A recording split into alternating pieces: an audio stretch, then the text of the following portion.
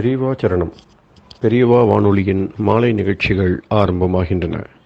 இன்றைய எமது நிகழ்ச்சிகள் நித்திய குரு பாதுகா பூஜா, ஸ்ரீ ரா கணபதி அவர்கள் எழுதிய புத்தகத்தின் ஒளிவடிவம், ஆன்மீக உரை, மகா பெரியவா மகிமை, உபன்யாசம். பெரியவா சரணம். பெரியவா சரணம். அடுத்த நிகழ்ச்சி நித்திய குரு பாதுகா பூஜை. शुक्लां भरदरं विष्णुं शशिवर्णं चतुर्भुजं प्रसन्नवदनं ध्यायेत् सर्वविघ्नोपशान्तये। ममोपात्त समस्त दुरितक्षयद्वारा श्री परमेश्वर प्रीत्यर्थं गुरुप्रसाद सिद्ध्यर्थं गुरुप्रीत्यर्थं गुरुपादपूजाम् अद्य करिष्ये। गुरुर्ब्रह्मा गुरुर्विष्णुर्गुरुर्देवो महेश्वरः गुरुः साक्षात् परब्रह्म तस्मै श्रीगुरवे नमः।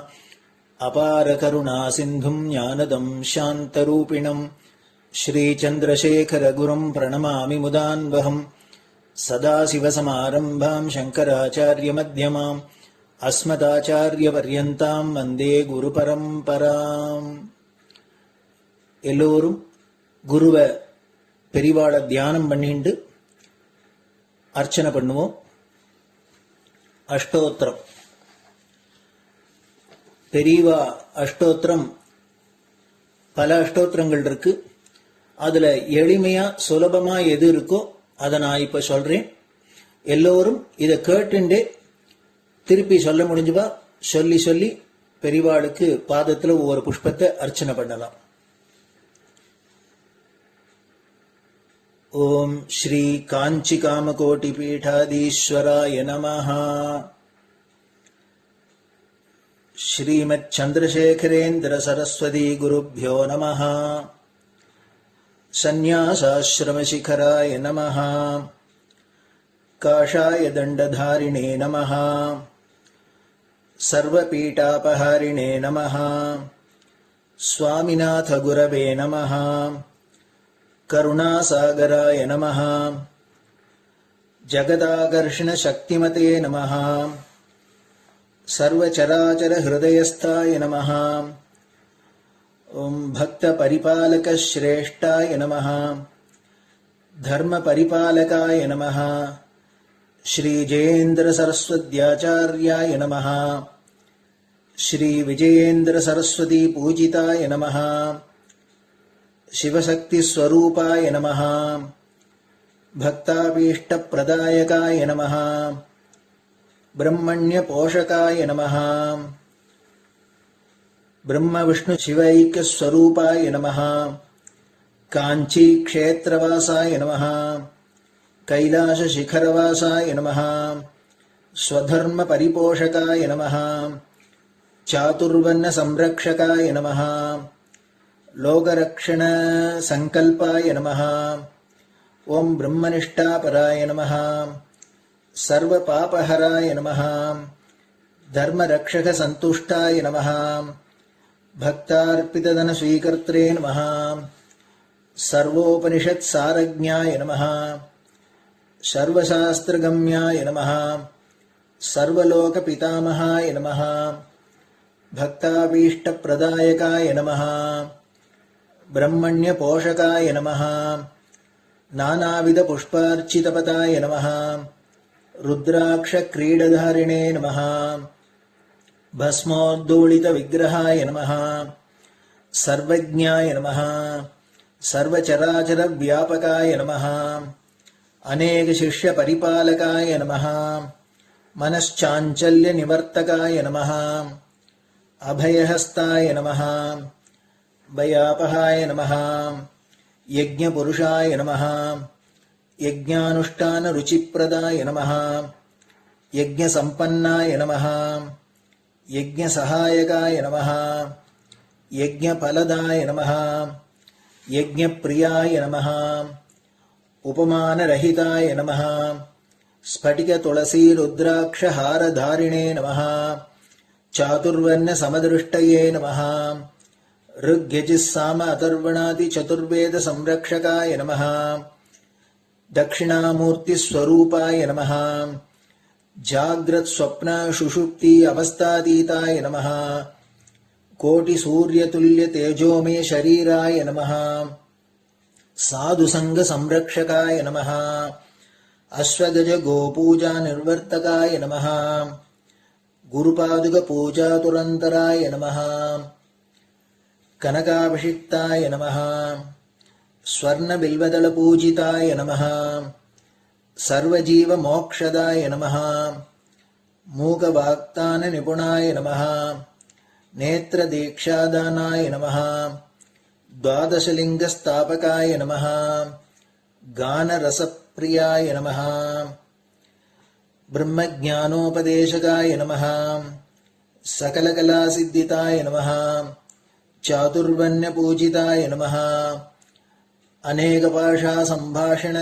कोविताय नमः अष्टसिद्धिप्रदायकाय नमः ओम श्री शारदामठसुस्थिताय नमः नित्यान्नदानसुप्रीताय नमः प्रार्थनामात्रसुलभाय नमः पादयात्राप्रियाय नमः नानाविधमतपण्डिताय नमः श्रुतिस्मृतिपुराणज्ञाय नमः देवयक्षकिन्नरकिंपुरुषपूज्याय नमः श्रवणानन्दकरकीर्तये नमः दर्शनानन्दाय नमः अद्वैतानन्दभरिताय नमः अव्याजकरुणामूर्तये नमः शैव वैष्णवादिमान्याय नमः श्रीशङ्कराचार्याय नमः दण्डकमण्डलोहस्ताय नमः वीणामृदङ्गसकलवाद्यनाथस्वरूपाय नमः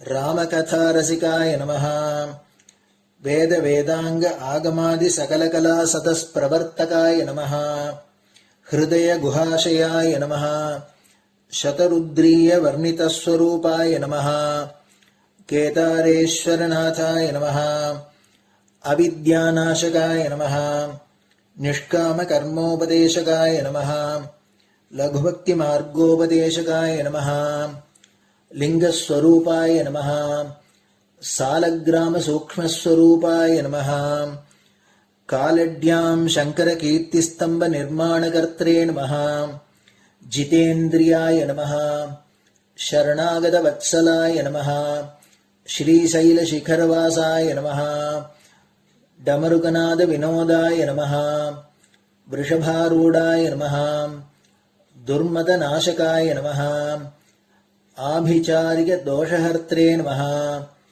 मिताहाराय नमः मृत्युविमोचकशक्त्याय नमः श्रीचक्रार्चनतत्पराय नमः दासानुग्रहकारकाय नमः अनुराधानक्षत्रजाताय नमः सर्वलोकख्यातशीलाय नमः वेङ्कटेश्वरचरणपद्मषट्पदाय नमः श्री महात्रिपुरसुन्दरी समेत श्री चन्द्रमौलीश्वर पूजाप्रियाय नमः श्रीमच्चन्द्रशेखरेन्द्र सरस्वती सद्गुरु परब्रह्मणे नमः गुरुभ्यो नमः परमगुरुभ्यो नमः परमेष्टिगुरुभ्यो नमः परात्परगुरुभ्यो नमः गुरुपरम्पराभ्यां नमः गुरुपादुकाभ्यां नमो नमः. அடுத்தது ஊதுபத்தி இருந்தா அதை காமிச்சு தூபம், நெய் தீபம் இருந்தா காமிச்சு அதை நெய் தீபம் தீபம் காமிச்சுட்டு நைவேத்தியம் வெத்தலைப்பாக்கு பழம் இதுலேருந்து ஆரம்பிச்சு அவளுக்கு எது சௌரியமோ அதுபடி நைவேத்தியம் பண்ணலாம்.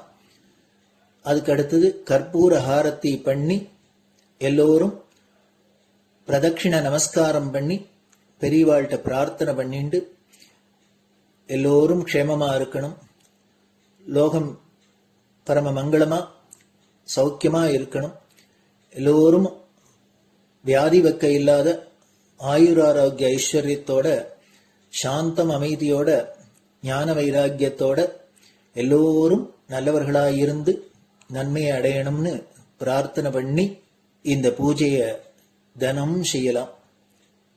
குரு பிரம்மா குருர் விஷ்ணுர் குருர் தேவோ மகேஸ்வரः குரு சாட்சாத் பரபிரம்ம தஸ்மை ஸ்ரீ குரவே நமஹ. அபார கருணா சிந்தும் ஞானதம் சாந்தரூபிணம் ஸ்ரீ சந்திரசேகர குரும் பிரணமாமி முதான்வகம். சதாசிவசமாரம்பாம் சங்கராச்சாரிய மத்யமாம் அஸ்மதாச்சாரிய பர்யந்தாம் வந்தே குரு பரம்பராம். குரு பாத பூஜை நிறைவடைஞ்சது. பெரியவா சரணம். பெரியவா சரணம். பெரியவா வானொலியில் நேயர்கள் அடுத்து கேட்க இருப்பது ஸ்ரீ ரா கணபதி அவர்கள் எழுதிய புத்தகத்தின் ஒளி வடிவம். அளிப்பவர் ஸ்ரீமதி உமா சங்கர் அவர்கள். தேனினும் இனிய சொல்லான் தீச்சுடர் மேனி கொண்டான் ஊனுயிர்க்குயிரதான ஒன்றினைக் கலந்து நின்றான் ஏனினிக் கவலை நெஞ்சே இன்றுனக் அருள் செய்தான் இஞ்ஞானவான் காமகோட்டி நாதனை நம்புவோமே. ஜெய ஜெய சங்கர ஹரஹர சங்கர. மகா பெரியவாளின் உபன்யாசங்களை ரா கணபதி அண்ணா தெய்வத்தின் குரல் என்ற பெயரில் 7 பாகங்களாக தொகுத்து நமக்கு அளித்ததின் முதல் பாகத்தின் அடுத்த பகுதி. முருகனின் பூர்வ அவதாரம். சம்பந்தமூர்த்தி சுவாமிகளைப் பற்றி ஏதோ கொஞ்சம் உங்கள் எல்லோருக்கும் தெரிந்திருக்கும். குமாரில பட்டர் பேரை சிலராவது கேட்டிருப்பீர்கள். இப்போது யாருக்குமே தெரியாத இன்னொரு சுப்பிரமணிய அவதாரத்தை பற்றி சொல்லப் போகிறேன். ரொம்ப சமீப காலம் வரையில் எனக்கே இது தெரியாது. சரியாக சொன்னால் இது சுப்பிரமணிய அவதாரம் இல்லை. சுப்பிரமணியராக வருவதற்கு முன்னால் அவர் யாராக இருந்தார் என்று இந்த கதை சொல்கிறது. இது எப்படி எனக்கு தெரிய வந்தது என்பதே ஒரு கதை மாதிரிதான். வியாசர் பிரம்மசூத்திரம் என்று பரமாத்ம தத்துவத்தை பற்றி விசாரணை செய்து எழுதியிருக்கிறார். அதில் 3வது அத்தியாயம் 3வது பாதத்தில் 32வது சூத்திரம் ஓர் அதிகாரத்துடன் அவதரித்தவர்களுக்கு அதிகாரம் உள்ள வரையில் சரீரத்தில் இருப்பு உண்டு என்று சொல்கிறது.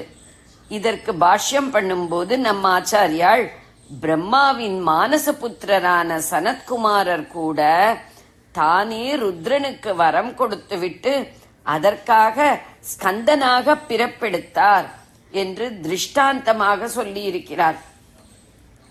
சனத்குமாரராவது பரமேஸ்வரனுக்கு வரம் தருவதாவது, அதற்காக மறுபடி பிறப்பதாவது, அதுவும் சாட்சாத் ஸ்கந்தனாக, இது எந்த புராணத்தில் இருக்கிறது என்று எனக்கு தெரியாமல் இருந்தது.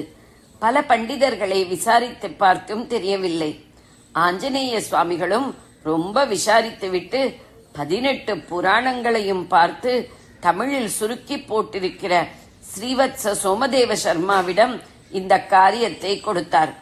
சர்மா எனக்கு பிக்ஷை பண்ண வந்த போது பெரிய பிக்ஷையாக இந்த டிஸ்கவரியை சொன்னார்.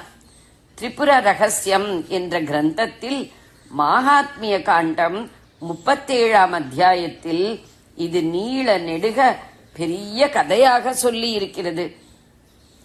கதைக்கு வருகிறேன். பிரம்மாவின் மனசிலிருந்து உதித்தவர் சனத்குமாரர். அவர் பிரம்மஞானி. சுகாச்சாரியார் மாதிரி உள்ளும் புறமும் எல்லாம் ஒன்று என்று சதா காலமும் உணர்ந்திருந்தவர். இப்படிப்பட்டவருக்கு விசித்திரமாக ஒரு நாள் சொப்னம் வந்தது. சொப்னத்தில் தேவர்களுக்கும் அசுரர்களுக்கும் சண்டை நடந்தது. அதில் சனத்குமாரர் தேவசேனாபதியாக யுத்தம் செய்து அசுரர்களை எல்லாம் சம்ஹரிக்கிறார். விழித்தெழுந்ததும் அவருக்கே ஆச்சரியமாக இருந்தது. தகப்பனாரான பிரம்மாவிடம் போய் சொப்னத்தை சொல்லி அதற்கு என்ன அர்த்தம் என்று கேட்டார். குழந்தை, நீ பூர்வ ஜென்மத்தில் வேத அத்தியனம் செய்தாய். அதில் தேவாசுர யுத்தம் என்று வருவது உன் மனசில் ஆழ பதிந்து விட்டது.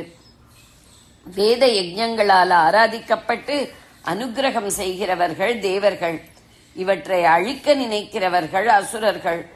உனக்கு வேதத்தில் இருந்த ஆழ்ந்த பிடிமானத்தால் அசுரர்களை எல்லாம் நாமே சம்ஹாரம் செய்து விட மாட்டோமா என்று பூர்வ ஜென்மத்தில் ஆத்திரப்பட்டாய். அந்த நினைப்புத்தான் இந்த ஜென்மாவிலும் தொடர்ந்து வந்து சொப்னமாக வெளியாகி இருக்கிறது என்றார் பிரம்மா. சனத்குமாரரிடம் பிரம்மா, உனக்கு எந்த எண்ணம் உண்டானாலும் அது வாஸ்தவத்திலேயே நடந்துவிடும். அதனால் நீ யதார்த்தமாகவே ஒரு நாள் தேவ சேனாதிபதியாக அசுர சம்ஹாரம் செய்யத்தான் போகிறாய். இந்த ஜென்மாவில் நீ தேவராவது அசுரராவது எல்லாம் ஒரே பிரம்மம் என்று இருப்பதால் இன்னொரு ஜென்மா எடுத்து இதை செய்யப் போகிறாய் என்றார்.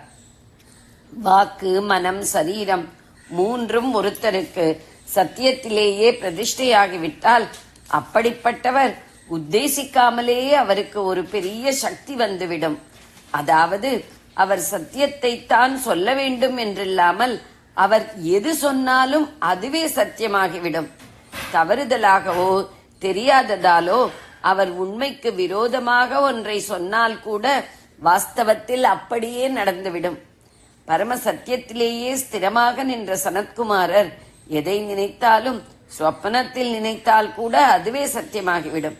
இந்த சமாச்சாரம் தெரிந்து கொண்ட பின் சனத்குமாரர் ஆத்மாராமராக பரபிரம்மத்தை தன்னில் தானாக அனுபவித்துக் கொண்டு பழையபடியே உட்கார்ந்து விட்டார். லோகமெல்லாமே அவருக்கு சொப்னமாகிவிட்டதால் தம் சொப்னத்தை பற்றி நினைக்கவே இல்லை. ஆனால் இவர் சொப்னத்தில் நினைத்த நினைப்பு அசத்தியமாக போய்விடக் கூடாதே என்று பரமேஸ்வரனுக்கு விசாரம் வந்துவிட்டது. அதனால் இவர் தரிசனத்துக்காக தபஸ் பண்ணாத போதே அவராக பார்வதி சமேதராக இவருடைய ஆசிரமத்துக்கு வந்துவிட்டார். சனத்குமாரருக்கோ மரம் மட்டையிலிருந்து சகலமும் ஒரே பிரம்மமாகத்தான் தெரிந்தது. பிரம்மத்தில் உசந்த பிரம்மம், தாழ்ந்த பிரம்மம் என்று உண்டா என்ன? எல்லாம் பிரம்மம் என்ற மாதிரியே பரமேஸ்வரனும் பிரம்மமாக தெரிந்தார். அவரை உபசரிக்க வேண்டும், பூஜை பண்ண வேண்டும் என்ற எண்ணமே சனத்குமாரருக்கு கொஞ்சம் கூட உண்டாகவில்லை. அவர் தம்பாட்டுக்கு உட்கார்ந்தபடி இருந்தார். பார்வதி பரமேஸ்வரால் ரொம்ப நேரம் நின்று பார்த்தார்கள். ஒரு பலனும் இல்லை. இப்படி மகா ஞானியாக ஒரு பிள்ளை இருப்பதை பார்த்து அவர்களுக்கு பரம பிரீதிதான். இருந்தாலும் ஈஸ்வரன் பொய்க்கோபத்துடன், ஞானி என்ற அகங்காரம் தானே உனக்கு, நாங்கள் லோகத்தின் மாதா பிதாக்கள் வந்திருக்கும் போது அவமதித்து விட்டாயே, நான் சாபம் கொடுத்தால் என்ன செய்வாய் என்று கேட்டார். சனத்குமாரர் பயந்து விடவில்லை. அலட்சியமாக, நீர் சாட்சாத் மகா கோபிஷ்டரான ருத்ரராக இருந்து சாபம்தான் கொடும், அது ஆத்மாவை பாதிக்காது என்று சொல்லிவிட்டு நிச்சிந்தையாக இருந்தார். அடடா, எப்பேற்பட்ட உண்மையான ஆத்ம ஞானி என்று ஈஸ்வரனுக்கு ரொம்ப சந்தோஷமாகிவிட்டது. இன்னும் கொஞ்சம் பரீட்சை பார்த்து பூராவும் ஞானிதானா என்று தெரிந்து கொள்வோம் என்று நினைத்து, அப்பா, உன்னுடைய ஞானத்தை நான் ரொம்பவும் மெச்சுகிறேன், என்ன வேண்டுமானாலும் வரம் கேள், தருகிறேன் என்றார். சனத்குமாரர் சிரித்தார். வரத்தை நீரே வைத்துக் கொள்ளும், எதை அடைந்த பின் இன்னொன்று வேண்டும் என்ற ஆசை லவலேசமும் இருப்பதில்லையோ அப்படிப்பட்ட நிறைவாக இருக்கிற எனக்கு வரத்தினால் ஆக வேண்டியது கடுகத்தனை கூட இல்லை என்று தீர்மானமாக சொல்லிவிட்டார். அதற்கும் ஒருபடி மேலே போனார். பரமேஸ்வரா, நீ பேசுவதிலிருந்து பார்த்தால் நீதான் வரம், சாபம் இதுகளிலெல்லாம் ஏதோ அர்த்தம் இருக்கிறது என்று நினைப்பதாக தெரிகிறது. அப்படியானால் சரி, உனக்கு ஏதாவது வரம் வேண்டுமானால் கேள், தருகிறேன் என்றார். சனத்குமாரர் சொன்னதை கேட்டு ஈஸ்வரனுக்கு பெருமையாக இருந்தது. நம் குழந்தை நம்மிடம் தாட்பூட் செய்தால் நமக்கு சந்தோஷமாகத்தானே இருக்கும். சர்வலோக மகேஸ்வரனான அவர் ரொம்பவும் தழைந்து தம்மை சிறியவராக்கிக் கொண்டு சனத்குமாரரிடம் வரம் கேட்டார். இவருடைய சொப்னத்தை நிஜமாக்க இதுவே வழி என்று நினைத்து கேட்டார். அப்பா, இப்பேற்பட்ட மகா ஞானியான நீ பிரம்மாவுக்கு பிள்ளையாக பிறந்திருக்கிறாய். பிரம்மா செய்த பாக்கியம் எனக்கும் கிடைக்கும்படியாக வரம் கொடுப்பாய். இன்னொரு ஜென்மாவில் நீ எனக்கு புத்திரனாக பிறக்கும்படி கேட்டுக்கொள்கிறேன் என்றார். ஆகா, உனக்கு பிள்ளையாக பிறக்கிறேன் என்று ஒப்புக்கொண்டார் சனத்குமாரர். ஞானம் வருகிற வரையில்தான் இனி பிறவி வேண்டாம் என்று அழுவோம். ஞானம் வந்துவிட்டால் எப்போதும் ஆனந்த சாகரம்தான். ஜன்மா கின்மா எல்லாம் அதில் ஒரு சின்ன குமிழி மாதிரிதான். அது வேண்டும் வேண்டாம் என்பதெல்லாம் ஒரு பொருட்டாகவே தெரியாது.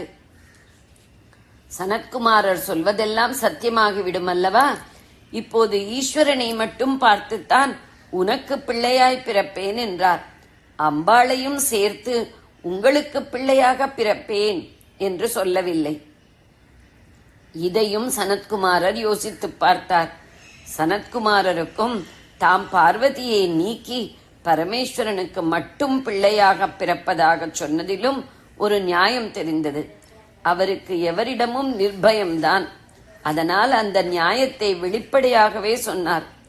கேட்காதவருக்கு ஒன்றை தரக்கூடாது என்று சாஸ்திரம்.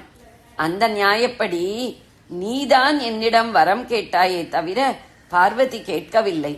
ஆகவே உனக்கு மட்டுமே பிள்ளையாக பிறப்பேன். நீ மட்டுமாக என்னை எப்படி உற்பவிக்கச் செய்வாயோ அப்படி செய்துகொள் என்று சுவாமியிடம் சொன்னார். இதை கேட்டதும் அம்பாளுக்கு ரொம்ப ஏமாற்றமாக, பரம துக்கமாக ஆகிவிட்டது.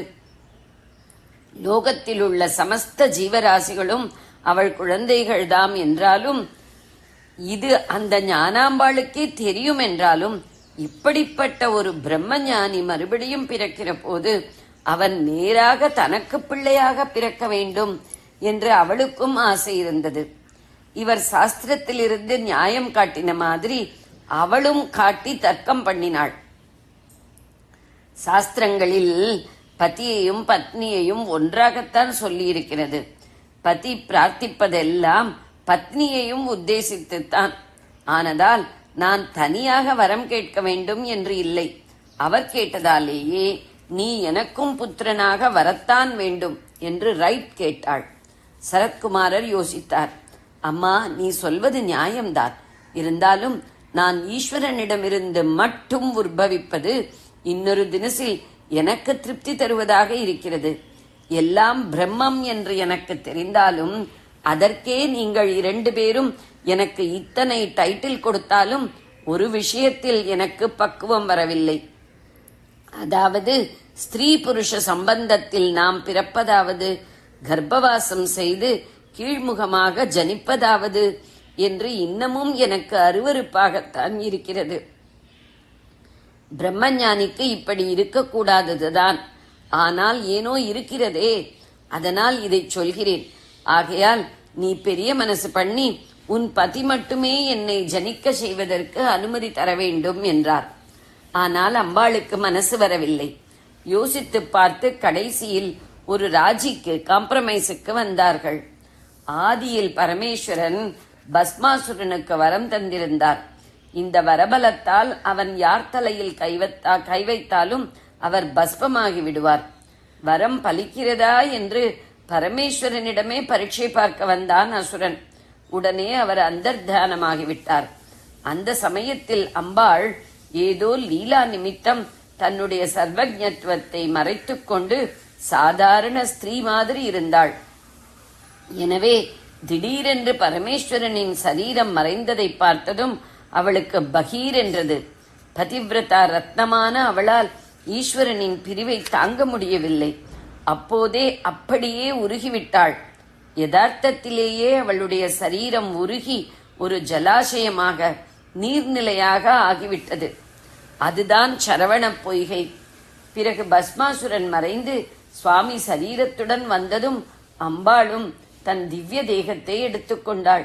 இருந்தாலும் அவளுடைய பதிவிரதா தர்மத்துக்கும் பிரேமைக்கும் அடையாளமாக சரவண பொய்கையையும் அழியாமல் இருக்கும்படியாக அனுகிரகித்தாள். சரவணம் சாக்ஷாத் இவள் சரீரம்தான். அது இப்போது நினைவுக்கு வந்தது. அதனால் சனத்குமாரர் அடுத்த ஜன்மாவில் பரமேஸ்வர தேஜஸாக ஜனித்து விடுவதென்றும், பிறகு அதை அம்பாள் சரவணம் என்ற தன் சரீரத்தில் தாங்கி சுப்பிரமணிய ஸ்வரூபமாக்கி தருவதென்றும் முடிவு செய்து கொண்டார்கள். இதன்படியே பிற்பாடு ஈஸ்வரன் தன் நெற்றிக்கட்களிலிருந்து பொறிகளை வெளியிட்டார். சனத்குமாரர் தான் இப்படி ஆவிர்பவித்தவர். அந்த தேஜஸின் உக்ரத்தை எவராலும் தாங்க முடியவில்லை. முதலில் கங்கை தாங்க பார்த்தாள், முடியவில்லை. அப்போது பிரம்மா அவளிடம் இதை கொண்டு போய் சரவணத்தில் சேர்த்து விடு என்றார். ஆனானப்பட்ட என்னாலேயே தாங்க முடியாத உக்ர ஜுவாலையை அந்த சின்ன பொய்கை எப்படி தாங்கும் என்று கங்கை அவரை கேட்டாள். அவர், சரவணம் என்பது சாட்சாத் பராசக்தியின் சரீரமாகும், அது ஒன்றாலேயே ஈஸ்வர தேஜஸை தாங்க முடியும் என்றார். இதன்படியே கங்கை செய்ய சரவணபவனாக முருகன் அவதரித்தான். பிறகு சனத்குமாரர் கண்ட ஸ்வப்னப்படி தேவர்களுக்கெல்லாம் சேனாதிபதியாகி அசுரர்களை சமூலம் இருந்த இடம் தெரியாமல் சம்ஹாரம் செய்து சர்வ லோகங்களையும் ரட்சித்தான் இந்த சரவணபவன்.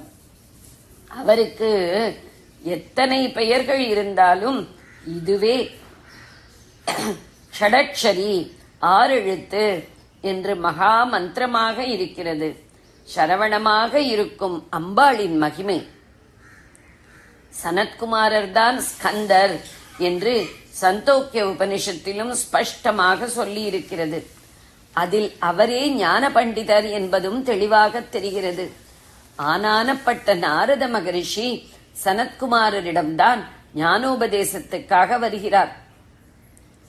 சகல வேதங்களையும், இதிகாச புராணங்கள், சகல சாஸ்திரங்கள், தேவ வித்யை, பிரம்ம வித்யை, பூத வித்யை, நட்சத்திர வித்யை என்று ஒன்று பாக்கி இல்லாமல் எல்லா விஷயங்களையும் கரைத்து குடித்து விட்டேன். ஆனால் இதனாலெல்லாம் வெளி சமாச்சாரங்கள், மந்திரங்களைத்தான் தெரிந்து கொண்டேனே ஒழிய தன்னை தெரிந்து கொள்ளவே இல்லை. ஆத்மாவை அறியாததால் துக்கத்தில் தான் இருக்கிறேன். நீங்கள்தான் என்னை தூக்கி அக்கறை சேர்க்க வேண்டும் என்றார் நாரதர். சனத்குமாரர், ஆத்மா எங்கேயோ இருக்கிறது என்று தேடிப் போக வேண்டியதில்லை. கீழும் மேலும் பின்னும் முன்னும் வலது பக்கமும் இடது பக்கமும் எல்லாம் ஒரே ஆத்மாதான். அதை பற்றியே ஒருத்தன் தியானித்து தியானித்து அதுவாகவே ஆகிவிட்டால் அப்புறம் அவன் அதிலேயே எப்போதும் விளையாடிக் கொண்டிருக்கிறான். உண்மையான ஸ்வராஜ்யம் தன்னைத்தானே ஆண்டு கொள்கிற இந்த நிலைதான். இவன்தான் ஸ்வராட், உண்மையான சக்கரவர்த்தி. இந்த உத்தம நிலையை அடைய முதலில் ஆகார சுத்தியில் ஆரம்பிக்க வேண்டும். பிறகு படிப்படியாக சித்த சுத்தி உண்டாகி மனசு நன்றாக தியானத்தில் நிலைத்து நின்று எல்லா கட்டுக்களும் தெரித்து விழுந்து ஆத்மஸ்வரூபமாகவே இருப்பான் என்று வழிகாட்டினார். இப்படியாக பகவான் சனத்குமாரர் இருள் கடந்த நிலையை காட்டினார். அவருக்குத்தான் ஸ்கந்தன் என்று பெயர், அவருக்குத்தான் ஸ்கந்தன் என்று பெயர் என்று உபனிஷத்து 2 தடவை முத்தாய்ப்பு வைக்கிறது. இருள் கடந்த ஒளி ஞானாக்னி முருகன்தான். அதைத்தான் சாண்டோக்கிய உபனிஷத் சொல்கிறது. சாண்டோக்கிய அவஸ்தா, அவஸ்தா என்றால் நிலை, தான் ஜெண்டவஸ்தா, ஜெண்டவஸ்தா என்று பார்சி மத கிரந்தம் தொகுப்பாகி இருக்கிறது. பார்சி மதம் முழுக்க முழுக்க அக்னி வழிபாடுதான். சௌராஷ்டிர தேசக்காரர் ஒருத்தர் அதை ஸ்தாபித்தவர். சௌராஷ்டிரர் என்பதே ஜொராஸ்திரர், ஜொராஸ்துரா என்றாகி இருக்கிறது. சௌரம் என்றால் சூரிய சம்பந்தமானது. சூரியன், அக்னி, காயத்ரி 3ம் சம்புவின் விசேஷ ரூபங்கள் என்று ஆச்சாரியாள் பிரஷ்னோத்தர ரத்னமாலிகையில் சொல்கிறார். திருவண்ணாமலையில் அக்னிஸ்வரூபமாகவே ஈஸ்வரன் இருக்கிறார். சிவாக்னிதான் முருகன். மலையாளத்தில் தீபத்தில் அம்பாளை ஆராதித்து பகவதி சேவை என்கிறார்கள். ஜொலிக்கிற ஞானாக்னியான வேலாயுதத்தை சக்தி சக்தி என்றே சொல்கிறோம். வேதமே முக்கியமாக அக்னி வழிபாட்டு மதம்தான். அக்னி என்ற வார்த்தையோடுதான் வேதம் ஆரம்பிக்கிறது. அக்னி காரியமே ஔபாசனம் என்பது. உபாசனைக்கு இடமாவது ஔபாசனம். உபாசனை என்றாலே அக்னி காரியம்தான் என்றாகிவிட்டது. ஔபாசனை 4 வர்ணத்தவருக்குமே உண்டானது. முக்கியமான உபாசனையான அக்னி காரியத்துக்கு சுப்பிரமணியர் அதிதேவதையாக இருப்பதால் தான் அவரை விட்டுவிட்டு பஞ்சாயதன பூஜை என்பதில் பிள்ளையார், சூரியன், மகாவிஷ்ணு, அம்பாள், ஈஸ்வரன் ஆகிய 5 மாத்திரம் ஆராதிக்கச் சொல்வதாக தோன்றுகிறது. முருகன் நம் மதஸ்தரால் நிச்சயம் ஆராதிக்கப்பட வேண்டியவர் என்பது பஞ்சாயதனத்தை மறுபடியும் உயிர்ப்பித்த அதே பகவத்பாதாள் ஸ்தாபித்த ஷண்மதங்களில் முருக வழிபாடான கௌமாரமும் ஒன்று என்பதிலிருந்து உறுதியாகிறது. தற்காலத்தில் அக்னி காரியம் குறைந்து மூர்த்தி பூஜை அதிகமாகி இருக்கிறது. சுப்பிரமணிய சம்பந்தமான புராணங்கள், ஸ்தோத்திரங்கள், திருப்புகள் ஆகியன நிறைய பிரச்சாரமாகி பழனி, திருச்செந்தூர், திருத்தணி முதலான க்ஷேத்திரங்களின் உற்சவாதிகள் ஜனங்களை ரொம்பவும் வசீகரித்து வருகின்றன. ஆனதால் பஞ்சாயதன பூஜையிலும் சுப்பிரமணியரை சேர்த்து கொண்டு விடுவது உத்தமமாகும். ஆச்சாரியாள் சுப்பிரமணிய புஜங்கம் என்று ஸ்தோத்திரம் செய்திருக்கிறார். அதில் மயூராதிரூடம் என்று ஆரம்பிக்கிற ஸ்லோகத்தில் மகீதேவ தேவம் என்கிறார். மகீதேவர் என்றால் பிராமணர். இவர்களால் பூஜை செய்யப்பட வேண்டியவர் சுப்பிரமணியர் என்கிறார். சுப்பிரமணியர் தமிழ்க் கடவுள்தான், வேதத்தில் இல்லாதவர் என்று சிலர் சொல்வதை கேட்டு வைதிகமானவர்கள் அவரை உபாசிக்காமல் இருந்துவிடக்கூடாது என்றே இதை சொல்கிறேன். இதே புஜங்கத்தில் திருச்செந்தூரில் கடலோரத்தில் விளங்கும் சண்முகநாதரை பார்த்து, பராசக்தி புத்திரனே, சமுத்திரக்கரையில் நிற்கிற நான் சம்சார சமுத்திரத்தின் அக்கறைக்கு பக்தர்களை கடத்து வைக்கிறேன். அலைகளெல்லாம் சமுத்திரத்தில் மடங்கி விழுந்து ஒடுங்கி விடுவதைப் போல் என் சந்நிதிக்கு வருகிறவர்களின் ஆபத்துக்கள், கஷ்டங்கள் எல்லாம் ஒடுங்கியே போகும் என்பதை காட்டுகிறாய் என்று மனசு உருகும்படி பாடியிருக்கிறார். குகனைத் தவிர இன்னொரு தெய்வம் எனக்கு தெரியவில்லை, தெரியவே இல்லை. ந ஜானே ந ஜானே என்கிறார். கடலிலே அலைகள் எழும்பி அதிலேயே லயிக்கிற மாதிரி சகல ஜீவ ஜகத்தும் பரமசத்தியமாக என்னிடம்தான் தோன்றி என்னிடமே முடிகின்றன என்ற ஞானோபதேசத்தை திருச்செந்தூர் முருகன் சொல்லாமல் சொல்கிறார். நாரதருக்கு ஞானோபதேசம் செய்த சனத்குமாரரிடம் ஈஸ்வரனே தழைந்து வரம் கேட்டு ஞானஸ்கந்தனாக அவரை பெற்று மறுபடியும் அவரிடம் தழைந்து ஞானோபதேசம், பிரணவ உபதேசம் வாங்கிக் கொண்டார். ஜெய ஜெய சங்கர, ஹரஹர சங்கர. பெரியவா சரணம். இந்நிகழ்ச்சியின் அடுத்த பகுதி நாளை மாலை இதே நேரத்தில் ஒளிபரப்பாகும். பெரியவா சரணம். பெரியவா சரணம். பெரியவா வானொலியில் நேயர்கள் அடுத்து கேட்க இருப்பது திரு கவிக்கண்ணன் அவர்களின் ஆன்மீக உரை. பெரியவா சரணம். ராம் ராம். ஸ்ரீ குருப்யோ நம. ஜெய ஜெய சங்கர, ஹர ஹர சங்கர. பெரியவா வானொலி நேயர்கள் அனைவருக்கும், மகா பெரியவாவுடைய பக்தர்கள் அனைவருக்கும் அடியேன் கவிக்கண்ணனின் அன்பு கலந்த நல்வாழ்த்துக்கள். ஜெய ஜெய சங்கர, ஹர ஹர சங்கர. ஸ்ரீ குருப்யோ நம. அபிராமி அந்தாதியில 23வது பாடல கண்மணியே என் கண்மணியே அப்படின்னு ரொம்ப அப்படியே கொஞ்சி அம்பாளை அழைச்சு அந்த பாடலை நிறைவு செய்தார் அபிராமி பட்டர்னு பார்த்தோம். அடுத்த பாடல் 24 அந்தாதியில அத மணியே ஆரம்பிக்கிறோம். மணியே மணியின் ஒளியே, ஒளிரும் மணி புனைந்த அணியே, அணியும் அணிக்கு அழகே, அணுகாதவர்க்கு பிணியே, பிணிக்கு மருந்தே, அமரர் பெரு விருந்தே, பணியேன் ஒருவரை நின் பத்மபாதம் பணிந்த பின்னே அப்படின்னு சொல்றார். 25வது பாடல நம்ம இதோட சேர்த்து நம்ம பார்த்தோம்னா அது எப்படி வருதுன்னா, பின்னே திரிந்து உன் அடியாரை பேணி பிறப்பு அறுக்க முன்னே தவங்கள் முயன்று கொண்டேன், முதல் மூவருக்கும் அன்னே உலகுக்கு அபிராமி என்னும் அரு மருந்தே, என்னே இனி உன்னை யான் மறவாமல் நின்று ஏத்துவனே. இந்த 2 பாடலையும் சேர்த்து பார்த்தோம்னா அதுக்கு ஒரு தனி அழகு கிடைக்கிறது. மணியே மணியின் ஒளியே, ஒளிரும் மணி புனைந்த அணியே, அணியும் அணிக்கழகே, அணுகாதவர்க்கு பிணியே பிணிக்கு மருந்தே அமரர் பெருவிருந்தே பணியேன் ஒருவரை நில் பத்மபாதம் பணிந்த பின்னே பணியேன் ஒருவரை நின் பத்மபாதம் பணிந்த பின்னே பின்னே திரிந்து உன் அடியாரை பேணி பிறப்பறுக்க முன்னே தவங்கள் முயன்று கொண்டேன் முதல்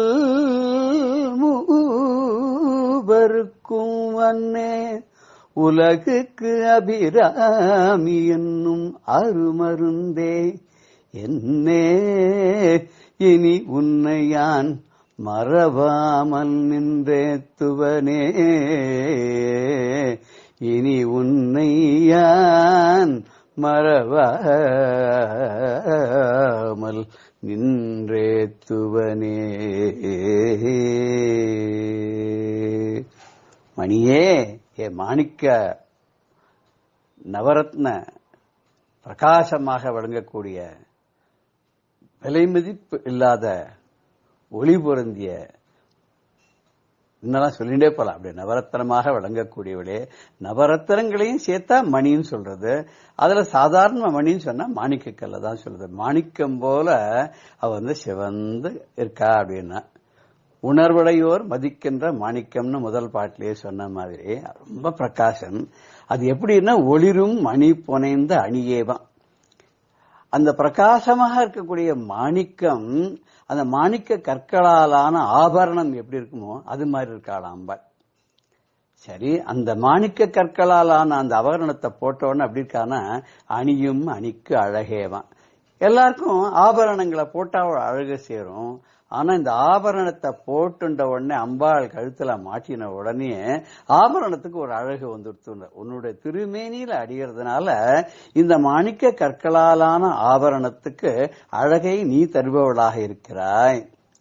அணுகாதவர்க்கு பிணியே, உன்னை உன்னுடைய திருவடியை அடைக்கலமாக அடையாதவர்களுக்கு பிறவி பிணி என்று தொடர்ந்து வந்து கொண்டேதான் இருக்கும். அந்த பிறவி பணியை அறுப்பவள் நீதான்.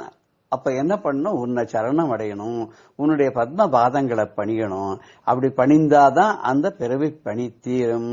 அப்படி அடையாதவளுக்கு பிறவி பிணியானது தொடர்ந்து வந்து கொண்டே இருக்கும்.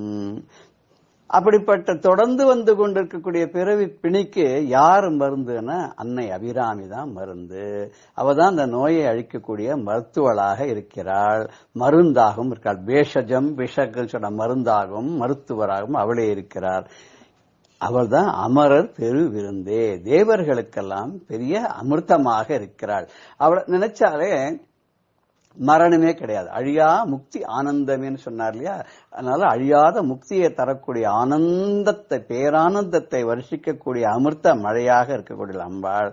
அதனால அவர் சொல்றார், நின் பாதம் பணிந்த பின் ஒருவரை பணியேன், பணியேன் ஒருவரை நின் பத்ம பாதம் பணிந்த பின்னேன்னு சொல்ற இல்லையா? அதுல என்ன அப்படின்னு கேட்டாக்க, உன்னுடைய பத்ம பாதங்களை பணிந்த பின், தாமரை போன்ற பாதங்களை பணிந்த பின்னாலே இனிமே வேற யாரையும் நான் பணிய மாட்டேன். மாணிக்கத்தை போன்றவளே, அந்த மணியில் உள்ளே வீசக்கூடிய அழகான ஒளிய பிரகாசத்தை போன்றவர்களே, அப்படி பிரகாசமாக உடைய மாணிக்க கற்களாலே நவரத்தனங்களாலே செய்யப்பட்ட ஆபரணங்களை, அந்த ஆபரணங்களுக்கு அழகு சேர்ப்பவளாக இருப்பவளே, அப்படிப்பட்ட அணிகளை அணிந்து கொண்டு அதனால் தானும் அழகாக இருந்து கொண்டு அந்த ஆபரணங்களுக்கும் அழகு ஊட்டுபவளே, உன்னை அணுகி பணியாதவர்களுக்கு பிறவி பிணியை தீராதிருப்பவளே, பிறவிப்பணி தீர்ப்பதற்கு நீயே மருந்தாக விளங்குபவளே, அமரர்களுக்கெல்லாம் தேவர்களுக்கெல்லாம் என்றொன்றும் அமுதமாக இருந்து அவர்களுக்கு சாகாவரம் தந்தவளாக இருக்கின்றாயே. தாயே, உன்னுடைய திருவடி தாமரையை எப்போதும் நான் பணிந்து கொண்டிருக்கிறேன். அதை பணிந்த பிறகு வேறு யாரையும் நான் பணிய மாட்டேன் அப்படின்னு சொல்றார். இந்த பாட்டுல குருவிந்த மணிஸ்ரேணி கனத் கோட்டீர மண்டிதான் ஒரு 14வது நாமாவளி லலிதா நாமத்துல அது குருவிந்த மணிங்கிறதுக்கு பத்மராகம் அப்படின்ற ஒரு சிவந்த கல்னு சொல்வா. தேவியோட கிரீடத்துல இந்த சிவந்த கற்கள் வரிசையா அழகா பதிக்கப்பட்டிருக்கிறதான். அப்படி இருக்கும்போது அந்த அழகான கிரீடத்தை அம்பாள் தலையில வச்ச உடனே கிரீடத்துக்கு ஒரு தனி அழகு வந்துடுத்தான். அணியும் அணிக்கு அழகே அப்படின்னு. அவ இத்தனை ஆபரணங்கள் போட்டுருக்கான்னு அளவுக்கு அடங்காத ஆபரணங்கள். தலையில கிரீடம் போட்டுருக்கா, சுட்டி போட்டுருக்கா, காதணிகள் போட்டுருக்கா, நாசாபரணம் போட்டுருக்கா, அதுக்கு மேல கழுத்துல ஆரங்கள், இடுப்புல ஒட்டியானம், காலில் சிலம்பு, கைகள்ல வலைகள், இப்படி எல்லாத்தையும் போட்டுக்கொண்டு 51வது நாமாவளியில் இருக்கிற மாதிரி சர்வாபரண பூஷிதா, எல்லா ஆபரணங்களையும் அணிந்து கொண்டு அழகுக்கு அழகு சேர்ப்பவளாக அவளே அழகி அழகான நகைகளை போட்டுக்கொண்டு அதுக்கு அழகு சேர்ப்பவளாக அம்பாள் இருக்கிறாள் அப்படின்றார். அப்புறம் அம்பாள் பிணியே பிணிக்கு மருந்தேன்னு சொன்னா இல்லையா, பிறவை பிணியை தீர்க்கக்கூடிய மருந்தாக இருக்கக்கூடிய அவள் சர்வ வியாதி பிரசமனி, எல்லா வியாதிகளையும் தீர்க்கிறாளாம். பிறவை பிணியை மாத்திரம் இல்ல, எந்த வியாதியா இருந்தாலும் அவளை நினைச்சுண்டாலே தீர்த்துறாளாம். 551வது நாமாவளி லலிதா சகஸ்ரநாமத்துல சர்வ வியாதி பிரசமனி அப்படிங்கிறா. இப்படி எல்லாருடைய வியாதியும் தீர்க்கிறாளே, அவள் எப்பேற்பட்டவள்னா அவ எப்படின்னா நிராமயான்னா 876வது நாமாவளி. அவளுக்கு வியாதியே கிடையாது, அவளுக்கு எந்த விதமான நோயுமே கிடையாது, அவளை எந்த நோயும் அணுகாது. அவள் தானே அமிர்தமாக இருக்கக்கூடியவள், தானே மருந்தாக இருக்கக்கூடியவள், தானே மருத்துவராக இருக்கக்கூடியவள். அவளை எந்த விதமான நோய்களும் அணுகாது. இன்னொன்னு, அவள் துஷ்டர்களால் எளிதில் அடைய முடியாதவள். துர்கா அப்படின்னு சொல்றோம். இங்க 193வது நாமாவில் துஷ்ட தூரா, துஷ்டர்களால அடைய முடியாதவளாக இருக்காள். துராச்சார சமனி, கெட்ட நடத்தையா உள்ளவாளெல்லாம் அழிச்சுடுறா, கெட்ட நடத்தையெல்லாம் ஒழிச்சுடுறான்னா 194வது நாமம். ரோக பர்வத்த தம்போலி, வியாதிங்கிற மலைய பிளக்கக்கூடிய வஜ்ராயுதம் போல இருக்கலாம். 748வது நாமாவளி.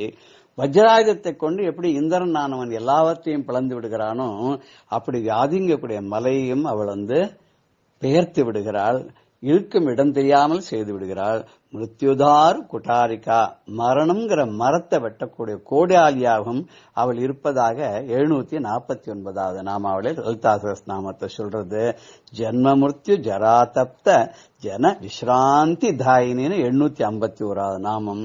இந்த நாமத்துல என்ன சொல்றேன்னா, பிறப்பு, இறப்பு, மூப்பு, அதாவது மூப்பு என்றால் வயதான தன்மை, இவைகளால் ஏற்படக்கூடிய துக்கத்தினால தவிக்கக்கூடிய ஜனங்களுக்கு இத்தனை துக்கங்களையும் களையக்கூடியவளாகவும் அவர்களுக்கு ஓய்வை தரக்கூடியவளாகவும் ஆத்ம சுகத்தை தரக்கூடியவளாகவும் அம்பாள் இருந்து கொண்டு வாஞ்சிதார்த்த பிரதாயினியாக பக்தர்கள் கோரக்கூடிய அத்தனை புருஷார்த்தங்களையும் தர்ம அர்த்த காம மோட்ச எல்லாத்தையும் தரக்கூடியவளாக 989வது நாமாவளியில் சொன்ன பிரகாரம் வாஞ்சித அர்த்த பிரதாயினியா, மக்கள் விரும்பக்கூடிய அடியார்கள் விரும்பக்கூடிய அத்தனையும் தரக்கூடியவளாக இருக்கிறாள். அப்படிப்பட்டவள் பின்னே திரிந்து உன் அடியாரை பேணி பிறப்பறுக்க முன்னே தவங்கள் முயன்று கொண்டேன்னு சொல்றார் இல்லையா. அவருக்கு அதில் எப்படி அட்ரஸ் பண்றாருன்னா, முதல் மூவருக்கும் அன்னேங்கிறார் 25வது பாடல்ல. மும்மூர்த்திகளுக்கும் மூத்தவள். எப்படின்னா, மும்மூர்த்திகள் இருக்கா, அவ செயல்படணும்னா அவளுக்கு சக்தி வேணுமே. பிரம்மா படைக்கிறதுக்கு சக்தி வேணும், விஷ்ணுவுக்கு காப்பாற்றுறதுக்கு சக்தி வேணும், பரமேஸ்வரனுக்கு அழிக்கிற சக்தி வேணும்.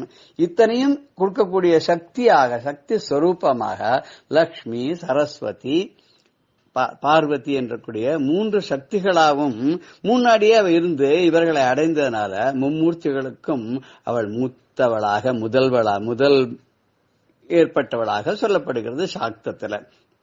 அப்பேற்பட்டவள் இந்த உலகத்துக்கு சிவத்தினுடைய சேர்ந்தும் சிவத்திலிருந்து தனியான சக்தியாகவும் உருவமாகவும் அருவமாக இருந்து கொண்டு உயிர்களை எல்லாம் படைத்து காத்து அழிக்கக்கூடிய அபிராமியாகும்படி பெற்று அவதாரம் பண்ணி திருக்கடூர்ல இருக்கார்.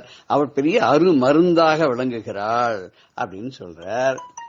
அப்படிப்பட்ட பிறவிப்பணியை போக்கக்கூடிய மருந்தாக இருக்கக்கூடிய உன்னை உன் அடியாரை பேணி பின்னே திருந்து பிறப்பதற்கு முன்னே தவங்கள் முயன்று கொண்டேன்கள். உன்னுடைய அடியார்கள் உபாசகர்களை நானும் வழிபட்டு அவர்கள் சென்ற பாதையிலேனே நானும் பின்பற்றி சென்று கொண்டு எனது பிறவி பிணியை அழிப்பதற்காக முன் செய்த பல தவங்களின் காரணமாகவோ புண்ணியமாகவோ அதனாலேயோ என்னவோ தெரியல, நான் இன்னைக்கு ஒன்ன பணியக்கூடிய ஒரு நல்ல பிறவி எனக்கு கிடைச்சிருக்கு. இனிமே எனக்கு என்ன கவலை, இன்னைக்கு என்ன கவலை, என்ன ஒண்ணும் கிடையாது. உன்னை யான் மறவாமல் நின்று ஏத்துவனே. உன்னை நான் மறக்காமல் எப்பொழுதும் பூஜை பண்றதை தவிர, உன்னையே பாடி துதித்து வழிபடுவதை தவிர எனக்கு வேறு என்ன இருக்க ஒரு கவலையும் கிடையாது. அருவுருவமாக இருந்த நிலையிலிருந்து சிருஷ்டி ஸ்திதி சம்ஹாரம் கூடிய 3 தொழில்களையும் செய்வதற்காக பிரம்மா விஷ்ணு ருத்ரன் இப்படி மும்மூர்த்திகளாகவும் நீயே இருந்து கொண்டு உலகத்தில் இருக்க எல்லா உயிர்களுக்கும் நன்மையை செய்யும் பொருட்டு அபிராமி வல்லியாக நீ திருக்கடையில் இருந்து கொண்டு பிறவிப் பணிக்கு அமிர்தம் போல இருக்கிறாயே, மருந்தை போல இருக்கிறாளே, உன்னை நான் என்னைக்கும் மறவாமல் நிலையாக நின்று நான் துதி செய்வேன். எனக்கு இனிமே இந்த உலகத்துல எதை பத்தியும் கவலை கிடையாது. இப்பேறு படுத்ததுக்கு என்ன காரணம்னா, முன் ஜென்மத்துல நான் உன்னுடைய அடியார்கள் பின்னாடி சென்று அவர்களோட சத்சங்கத்தை இருந்து உன்னை வழிபட்டதுதான் காரணமா இருக்க முடியும் அப்படின்னு சொல்றார். மும்மூர்த்திகளுக்கும் முன்னால் இருந்தவள் அப்படின்றதுக்கு தான் இங்க தேவேஷி அப்படின்னு ஒரு நாமாவளி இருக்கு. 607வது நாமாவளி லலிதா சகஸ்ரநாமத்துல தேவேஷின மும்மூர்த்திகளுக்கும் ஈஸ்வரியாக முன் தோன்றியவளாக இருக்கக்கூடியவள் அப்படின்ற ஒரு நாமாவளி இங்க இருக்கு. பரமசிவனே அவருடைய உடல்ல இவள் பாதியாக இருந்து கொண்டு இந்த உலகத்துக்கு வேண்டிய அத்தனை நல்லதையும் பண்ணிட்டு இருக்கா. எம்பெருமானானவன் விஷத்தை அருந்த போதும் அவன் உடலில் பாதியாக இருந்தாள், உலகத்தை எல்லாம் காப்பாற்றினாள். அப்பேற்பட்ட அம்பிகையை உன்னை பணிந்த பிறகு நான் வேறு யாரையும் பணிய மாட்டேன்னு சொன்னார். நான் உன்னை என்றென்றும் மறவாமல் நின்று ஏத்துவேன் அப்படின்னு சொல்றார். உன்னை தவிர வேற யாரையும் நான் பணிய மாட்டேன் அப்படிங்கிறார். நாமளும் அதையே சொல்லுவோமே. கடவுதனிலே கனிவுடன் விளங்கும் கருணை கடலே அபிராமி, திருக்கடவுதனிலே கனிவுடன் விளங்கும் கருணை கடலே அபிராமி, வடிவுடை உன்னை வார்ஷடையோனும் கடிமணு புரிந்து கைத்தலம் பற்றிட, வடிவுடை உன்னை வார்ஷடையோனும் கடிமணு புரிந்து கைத்தலம் பற்றிட, கடவுர்தனிலே கனிவுடன் விளங்கும் கருணை கடலே அபிராமி, அந்தகன் வந்தனை அழைத்திடும் போதும் எந்த நாவும் குளறிடும் போதும், அந்தகன் வந்தனை அழைத்திடும் போதும் எந்த நாவும் குளறிடும் போதும், உந்தன் நாமம் உரையன போது, உந்தன் நாமம் உரையன போது, சுந்தரி நானதை சொல்வேன் இப்போது, சுந்தரி நானதை சொல்வேன் இப்போது, கடவுர்தனிலே கனிவுடன் விளங்கும் கருணை கடலே அபிராமி. ஜெய ஜெய சங்கர ஹர ஹர சங்கர. ஸ்ரீ குருப்யோ நம. பெரியவா சரணம். இந்நிகழ்ச்சியின் அடுத்த பகுதி நாளை மாலை இதே நேரத்தில் ஒளிபரப்பாகும். பெரியவா சரணம். பெரியவா சரணம். அடுத்த நிகழ்ச்சி மகா பெரியவா மகிமை உபன்யாசம். வழங்குபவர் பிரம்மஸ்ரீ கணேச சர்மா அவர்கள். ஸ்ருதி ஸ்மிருதி புராணானாம் ஆலயம் கருணாலயம் நமாமி பகவத்பாத சங்கரம் லோகசங்கரம். 1952 வருஷம் சங்கர ஜெயந்தியில் ஆனந்த தாண்டவபுரத்தில் பெரியவா பஞ்சாயதன பூஜையோட சிறப்பையும் அதோட அவசியத்தையும் எல்லாருக்கும் உபதேசம் பண்ணினா. அதை கேட்டு பல பேர் பஞ்சாயதன பூஜையை ஸ்ரத்தையா பண்ண ஆரம்பிச்சா. முன்னாலுமே எல்லாரும் நினைமா எல்லார் வீட்லையும் இருக்கும். அது இருந்தா கூட அதில் நம்ம கவனக்குறைவனால அதில் ஸ்ரத்த இல்லாத பண்ணாத இருந்துக்கலாம். அவள்லாம் திருப்பி உற்சாகத்தோட பண்ண ஆரம்பிச்சா. அப்படி பூஜை இல்லாதவாள்லாம் இதை வாங்கிட்டு அது மாதிரி பஞ்சாயதன பூஜையை பண்ண ஆரம்பிச்சா. இப்படி இந்த பஞ்சாயதன பூஜையிலேயே முருகனையும் சேர்த்துண்டு ஷண்மதத்துக்கும் சேர்ந்து 6 தெய்வங்களையும் நாம வழிபட்டு பலனை அடையணும் அப்படின்னு பெரியவா அதெல்லாம் எடுத்து சொல்லிவிட்டு அதெல்லாம் பிரச்சாரம் பண்ணிட்டு 1952 வருஷம் ஜூன் மாசம் தர்மபுரத்துக்கு விஜயம் பண்ணினா. தர்மபுரத்துல ஒரு பெரிய சைவ மடம் இருக்கு. இந்த தர்மபுரம் ஆதீனத்தோட அழைப்பை ஏற்று பெரியவா தர்மபுரத்துல போய் 3 நாளைக்கு அங்க இருந்தா. ரொம்ப பெரிய வரவேற்பு. பெரியவாளுக்கு அபரிமிதமான மரியாதைகள்லாம் பண்ணி அங்க அவளை உபச்சாரம் பண்ணினா. அப்படி இருக்கிறதே இந்த தர்மபுரம் ஆதீனத்தோட பல மணி நேரம் பெரியவா தனிமையில நம்ம சனாதன மதத்துக்கு என்னென்னலாம் பண்ணணும், என்னென்ன கைங்கரியம் பண்ணணும், ஜனங்களுக்கு எப்படி பக்தி வளர்றதுக்கு என்னென்ன தொண்டு பண்ணணும் அப்படிங்கிறதெல்லாம் பத்தி ரொம்ப டீட்டெயில்டா டிஸ்கஸ் பண்ணினா. இது உலகத்துக்கே ஒரு பெரிய பிரயோஜனமா பிற்காலங்கள்ல நடைமுறைக்கெல்லாம் கொண்டு வரப்பட்டது. அப்படி தர்மபுரம் விஜயத்தை முடிச்சுட்டு பெரியவா யாத்திரை பண்ணிட்டு இருக்கிறதே நமக்கு முக்கியமா சனாதன தர்மத்துல நமது சாஸ்திரங்கள்ல சொல்லப்பட்டதுல ஒண்ணு பூர்த்த தர்மம் அப்படிங்கிறது.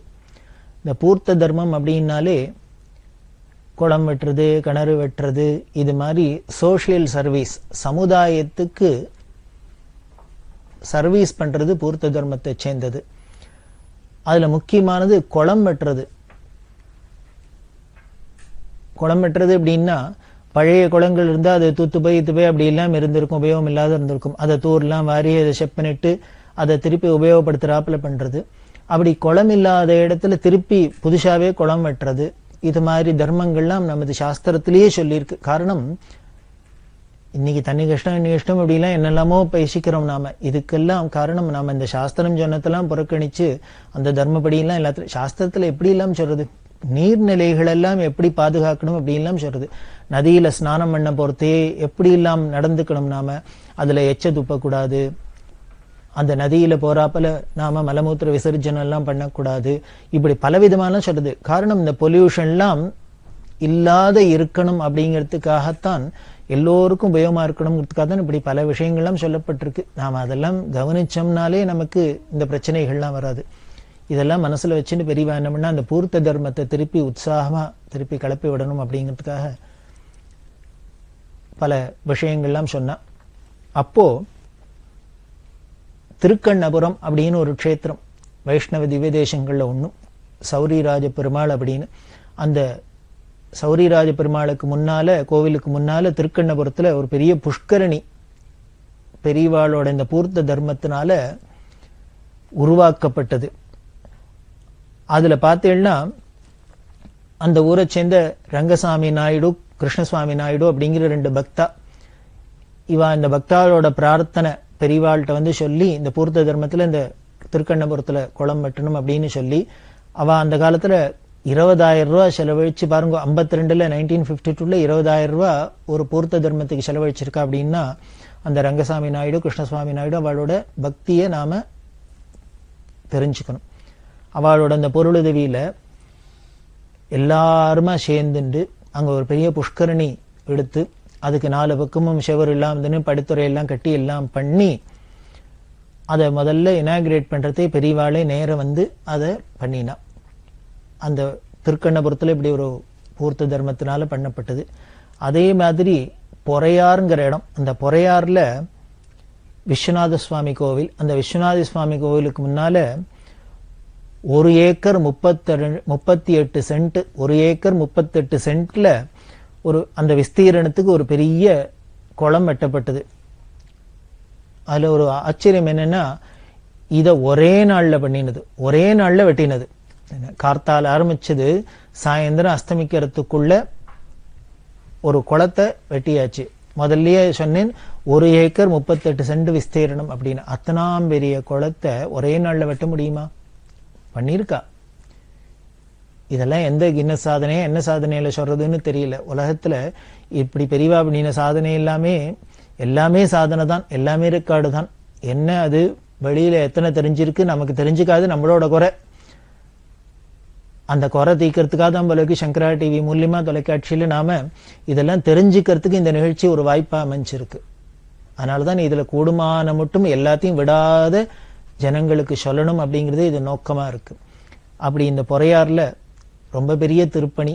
இந்த குளம் வெட்டினா ஒரே நாள்ல வெட்டினான்னு சொன்னா அத்தனாம் பெரிய குளத்தை கிட்டத்தட்ட 1200 பேருக்கு மேல சேர்ந்து மண்வெட்டியை எடுத்துண்டு அத்தனை பேரும் இதுல ஆம்பளை பொம்பளை படிச்சவா படிக்காதவா மேல் ஜாதி கீழ் ஜாதி ஏழை பணக்காரன் ஒருத்தர் ஒரு வித்தியாசம் கிடையாது. அத்தனை பேரும் பண்ணணும்னே பெரிய அந்த ஒரு கோடீஸ்வரா இருந்தா கூட எப்போ முன்னாலே சொன்னோம் அந்த திருக்கண்ணபுரத்துல அவ அந்த நாயுடு 2 பேரும் ஏதோ 20,000 ரூபாய் பணம் கொடுத்தாங்கிறது மட்டும் இல்ல, அவளை மண்வெட்டியை தூக்கின்னு வெட்டணும்.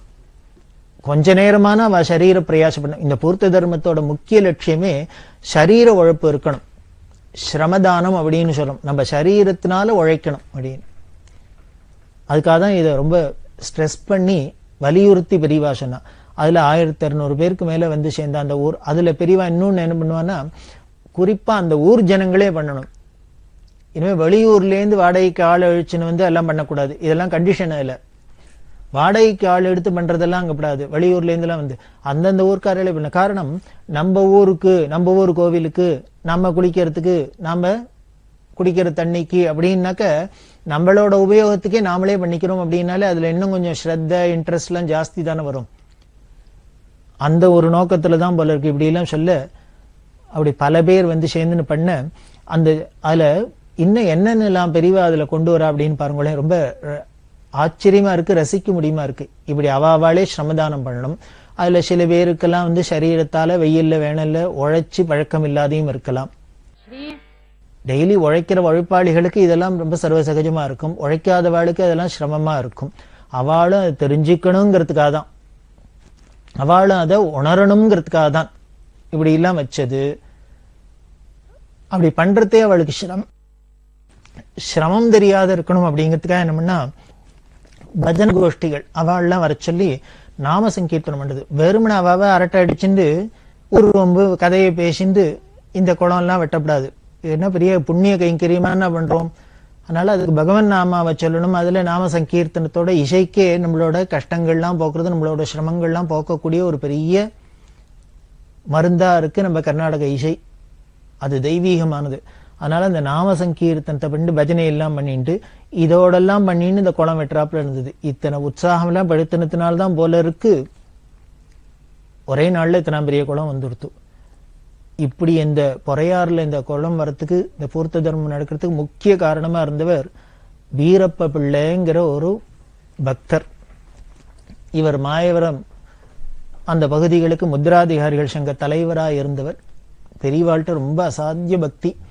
இந்த பொறையாறு அந்த குளம் வெட்டி அந்த திருப்பணி முடிஞ்சோன்னா அன்னைக்கு சாயந்தரம் பெரியவா மடத்திலேருந்து ஸ்ரீகாரியத்தெல்லாம் அனுப்பிச்சு அவளுக்கு பிரசாதம்லாம் கொடுக்க சொல்லி எல்லாம் பண்ணி அவளை கௌரவப்படுத்த சொல்லி எல்லாம் சொல்றதே அவளை உற்சாகப்படுத்தி 4 வார்த்தை பேசணும். இதே மாதிரி இந்த ஒரு முன்னுதாரணமாச்சுன்னு மற்ற இடங்கள்லாம் நடக்கணும் அப்படிங்கிறதுக்காக சொல்றதே பெரியவா சொல்லணும். பல விஷயங்கள்லாம் சொல்லி இருந்துச்சா. அதுல மடத்து மேனேஜர் சொல்றதே சொன்ன, இந்த வீரப்ப பிள்ளையோட பெரியவாழ்கிட்ட இருந்த பக்தி தான் இத்தனாம் பெரிய கோலம் ஒரே நாள்ல வராப்பல இருக்கு.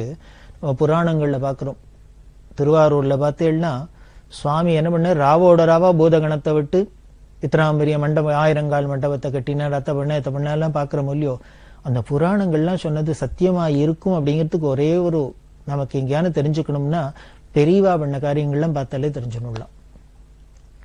இப்ப கண்ணெதிர்க்க பொறையாறுல ஒரே நாள்ல, அதுவும் கார்த்தால 6 மணிக்கு ஆரம்பிச்சு சாயந்தரம் 6 மணி, 12 hours, இந்த 12 மணி நேரத்துல இத்தனாம் பெரிய குளம் வெட்ட முடியுமா ஒரு சாதனை பண்ணியிருக்கான்னா, இப்ப ஏற்பட்ட ஈஸ்வனால ராத்திரியில ராவோட ராவா ஏன் எதைத்தான் கட்ட முடியாது, எதைத்தான் வைக்க முடியாது, எதைத்தான் பண்ண முடியாது, அப்படி ஒரு அதிசயமா இருந்திருக்கு.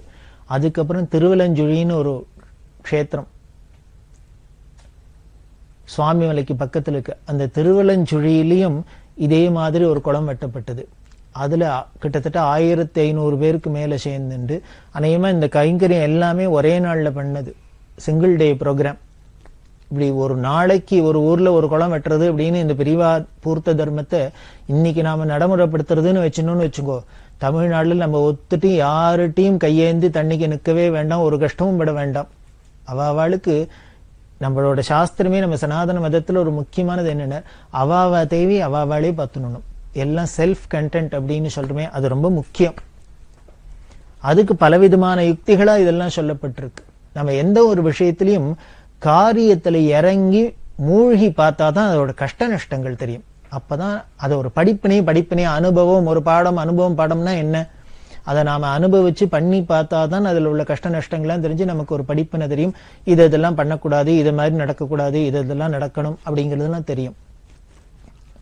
அப்படி இல்லைன்னாக்க நம்மளால அடுத்தவா கஷ்டத்தையும் புரிஞ்சுக்க முடியாது, நமக்கு கஷ்டம் வரத்தையும் தாங்க முடியாது. ஒரு சின்ன கஷ்டம் வந்தாலும் உடனே அப்படியே பிரமாதமா சோர்ந்து போயிடுறோம், ஒரு தற்கொலை வரைக்கும் போயிடுறது. அதெல்லாம் இல்லாத இருக்கணும்னா கஷ்ட நஷ்டங்களை சேர்த்து நாமள அனுபவிச்சுட்டே இருந்தாதான். பெரியவா மடத்துல பார்த்தேன்னா, காஞ்சி மடத்துல இப்பதான் பூஜை அப்பதான் பூஜை அது இது மாதிரிலாம் ஒரு சிஸ்டம் வச்சுக்க மாட்டா. எப்ப வேணா பூஜை நடக்கும், எப்ப வேணா எது வேணா நடக்கும். அப்படி நடக்கிறது பெரியவா நாள்ல என்ன பண்ணுவார், ஒரு நாளைக்கு 10 மணிக்கே பூஜை பண்ணுவா, ஒரு நாளைக்கு 1 மணி வரைக்கும் ஸ்நானத்துக்கே போயிருக்க மாட்டா, அதுக்கப்புறம் பூஜை ஆரம்பிச்சு சாயந்தரம் 4 மணி ஆகும். இப்படி இல்லாம் ஒரு இர்ரெகுலர் அப்படின்னு சொல்றாப்புல ஒவ்வொரு நாளைக்கு ஒவ்வொரு டைமா இருக்கும். ஒத்துராலையும் கணிச்சு சொல்ல முடியாது, ப்ரெடிக்ட் பண்ணிக்க முடியாது. பெரியவா இன்னைக்கு இந்த டயத்துக்கு இது பண்ணாலா, நாளைக்கு இதே டயத்துக்கு இதுதான் பண்ணுவா அப்படின்னு தீர்மானம் பண்ணிக்க முடியாது. இப்படி எல்லாம் நடக்கும். அதுவும் பெரியவா கையால பூஜை ஆகி பெரியவா பண்ற பூஜையை தரிசனம் பண்ணி அவ கையால தீர்த்த பிரசாதம் வாங்கிக்கிறதுக்கு ஜனங்கள்லாம் ரொம்ப பக்தி ஸ்ரத்தையோட காத்துட்டு இருப்பா. எல்லாரும் ஒட்ட தீர்த்தம் கூட சாப்பிடாதான் வருவா பக்தியில. ஏன்னா அந்த சந்திரமௌலீஸ்வரர் தீர்த்தம் வாங்கிக்கணும்னா தீர்த்தம் கூட சாப்பிடாத காலங்கார்த்திலேருந்து உபவாசம் இருந்து அந்த முதல்ல இந்த சந்திரமௌலீஸ்வர தீர்த்தம் வயத்துக்குள்ள போய் அது நம்மளோட வியாதிகள் தோஷங்கள் பாப்பங்கள் எல்லாத்தையும் போக்கினப்புறம் நம்ம உணவு எடுத்துக்கிறது அப்படிங்கிறது ஒரு சம்பிரதாயமா அதை ஒரு மகிமையா வச்சுருக்கிறதுனால எல்லாருமே அப்படிதான் வருவா. இப்படி எல்லாம் வரத்தே பல பேருக்கு சின்ன குழந்தைகள்ல இருந்து வயசானவள்ல இருந்து எல்லாரும் வரா. எல்லாரையும் தாங்குமா சரீரம், அத்தனை நேரம் சாப்பிடாத எப்படாத. இது பல பேருக்கு சில பேருக்கெல்லாம் இடைஞ்சலா இருக்கும், கஷ்டமாவும் இருக்கும். ஆனா கூட இதோட பெருமையை தெரிஞ்சுன்னு எல்லாரும் வரத்தான் வருவா. அப்படி எல்லாம் நடக்கிறதே ஒரு நாளைக்கு மேனேஜர் என்ன பண்ணார், பெரியவாள்கிட்ட சொன்னார். பெரியவா ஒரு நாளைக்கு ஒரு டயத்துக்கு போறா, ஒரு நாளைக்கு ஒரு டயத்துக்கு போறா, இப்படி எல்லாம் நடக்கிறது. அதனால பெரியவா இதெல்லாம் கொஞ்சம் ஒரு சிஸ்டமேட்டிக்கா ஒரு பண்றது, இந்த டயத்துல என்னென்ன பண்றதுன்னு வச்சுட்டா பரவாயில்ல அப்படின்னு பெரியவாள்கிட்ட பிரார்த்தனை பண்ணிட்டார். அப்படி சொல்றதே அவர் என்ன பண்ணார், இன்னொரு ஏதோ ஒரு மடம் அதை பத்தி சொல்லி அங்கெல்லாம் கூட அப்படிதான் நடக்கிறது, அழகா நடக்க அந்தந்த டயத்துக்கு அது இது நடக்கிறது. இங்கதான் அது மாதிரி இல்லை, ஒன்னும் ரெகுலரா இல்லை, அதனால பெரியவா இங்கேயும் அது மாதிரி பண்ணினா தேவையில்லை அப்படின்னு. உடனே பெரியவா சிரிச்சுட்டே, ஓ அவ அப்படி பண்றாங்கிறதுனா நாமளும் அப்படி பண்ணணுங்கிறியோ, அப்ப எல்லாரும் அங்கேயே போ சொல்லேன்னா. அது சௌரியமா இருந்தா அங்கேயே போட்டுமே அப்படின்னா மேனேஜருக்கு என்ன சொல்றதுன்னு தெரியல. அப்ப என்ன பெரியவா அலட்சியத்துல சொல்றாளா? அலட்சியத்துல சொல்லல, பின்னால சொல்ல போற வார்த்தை தான் பெரியவா ஏன் இப்படி பண்றாங்கிறதுக்கு நமக்கு உணர்த்த போறது. பெரியவா சொல்றா, இங்க வந்தாக்க இப்ப சாப்பாடு கிடைக்குமா, இந்த பூஜை ஆகி பிரசாதம் வாங்கிட்டு அப்புறம் தான் ஆகாரம் பண்ண முடியும் அப்படின்னா அது வரைக்கும் பசியா இருக்க வேண்டியிருக்கு, நான் வேணும்னு தான் பண்றேன். இங்க வந்தாலும் பசின்னா என்னன்னு தெரிஞ்சுக்கட்டுமே.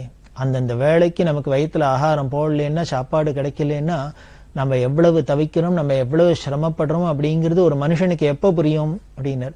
வீட்டுல வேலைக்கு டான்டான்னு சாப்பிட்டுட்டு உட்காந்துட்டு வீட்டுல சௌக்கியமா உட்காந்தோம்னா நமக்கு அந்த தெரியுமோ, அந்த சிரமம் தெரியாது. அப்படி நமக்கு அந்த சிரமம் தெரியாதனாலே யாரானு வீட்டுல வந்து அம்மா தாயே பசிக்கிறது அப்படின்னு பிச்சைன்னு கேட்டா நமக்கு அவளோட அந்த பசியோட கொடுமையை நம்மளால உணர முடியாது. உடனே எடுத்துன்னு வந்து போடணும் அப்படின்னு உடம்பு பறக்காது. ஏன்னா நமக்கு பசின்னா என்ன, அதோட கொடுமை என்னன்னு தெரியாது, நாம அனுபவிச்சதில்லை. அப்படி அனுபவிக்கணும், அந்த பசின்னா என்ன கொடுமை, அது எவ்வளவு சிரமம்ங்கிறது இங்க வந்தான அவ தெரிஞ்சுக்கட்டும். அப்படி தெரிஞ்சுட்டாள்னா தான் நாளைக்கு யாரானு பசிக்கிறவாளை பார்த்தா, பசின்னு பார்த்தா இவாளுக்கு உடனே ஓடி போய் அவளுக்கு சாதம் போடணும், அவளுக்கு உபகாரம் பண்ணணுங்கிற ஒரு பரோபகார சிந்தனை வரும். அந்த நல்ல எண்ணம் வரணும், அந்த நல்ல காரியம் வரணுங்கிறதுக்காக தான் நான் இங்க காய போறேன், வேணும்னு தான் பண்றேன். எனக்கு மட்டும் தெரியாதா, வரவாளுக்கெல்லாம் தாங்காது, பசிக்கும் எல்லாம் இருக்கும். அவ வீட்டுல சௌக்கியத்தை அனுபவிக்கிறது, இங்கேயும் இந்த அனுபவிக்கிறது. மடத்துக்கு வருவானே, இங்க மடத்துக்கு வந்தா அவளைக்கு சாப்பாடு காஃபி இந்த டயத்துக்கு அப்படின்னா என்ன பண்ணும்னு அந்தந்த டயத்துக்கு தான் வருவா. 12 மணிக்கு தீர்த்த பிரசாதம், 1 மணிக்கு சாப்பாடா, அப்போ 1 மணிக்கு போனா போறோம் அப்படின்னு தான் தோணும். இதுன்னா அப்புறம் ஹோட்டல் ஆயிடும். அதனால இங்க மடம்னா இப்படித்தான் இருக்கும். இங்க ஜனங்களுக்கு இங்க சௌக்கியத்தை காமிக்கிறதுக்காக இல்லை. சிரமம்னா என்ன, அதெல்லாம் அதுக்கு ஜனங்களுக்கு பழகணுங்கிறதுக்காக தான் நான் வேணும்னு தான் பண்றேன் அப்படின்னே சொல்றேன். அப்படின்னா அந்த பெரியவாளோட கருணை என்ன சொல்றது, நாம அந்த சிரமத்தை புரிஞ்சுட்டு அடுத்த வாளுக்கு உதவணும் அப்படிங்கிறதுல அவளுக்கு என்ன ஒரு ஆர்வம் இருந்தது, என்ன ஒரு கருணை இருந்தது, பொறுப்பு இருந்தது அப்படிங்கிறது தான் காமிக்கிறது. அப்படி இல்லாம் இந்த பூர்த்த தர்மத்தையும் எதுக்காக சொல்ல வந்தேன்னா, நாம இனிமே மெஷினை வச்சுன்னு அதை வச்சுன்னு பண்றதை விட எல்லாருமே அவாவா உடல் உழைப்பால பண்ணினோம்னாலே அதோட பெருமையே தனி. நீங்க என்னதான் ஒரு மெஷினை வச்சு இத்தனையா ப்ரொடியூஸ் பண்ணி கொட்டுறதை விட நம்ம கையால ஒன்ன பண்றோம் அப்படின்னா அதை பார்த்தாலே ஒரு பெருமையா இருக்கும். இந்த ப்ரைடு அப்படின்னு சொல்றோம். நம்ம மேனுஃபேக்சர் பண்றதுக்கு இந்த மெஷினரி எல்லாம், இந்த விஞ்ஞான வளர்ச்சியில இந்த மெஷினரி யுகத்தில் நாம இதெல்லாம் சொன்னா அதோட பெருமையை கூட ஜனங்களுக்கு புரியுமா, ஏத்துக்க முடியுமான்னு தெரியல. ஆனா அப்படி பண்ணி பார்த்தா தெரியும். காந்தி எப்படி எல்லாம் வச்சிருந்த இதே மாதிரியில் தானே காந்தியும் பண்ணியிருந்தார். ராட்டையை வச்சுன்னு எதுக்காக நூக்கணும் அப்படின்னு வச்சார், கைத்தறி துணியை எதுக்கு வச்சுக்கணும், கதர்வடையை எதுக்கு உடையணும் அப்படின்லாம் எதுக்கு சொன்னார். இனிமே ரொம்ப மெல்லிசா துணியை மிஷின்ல தயார் பண்ணிவிடலாம்.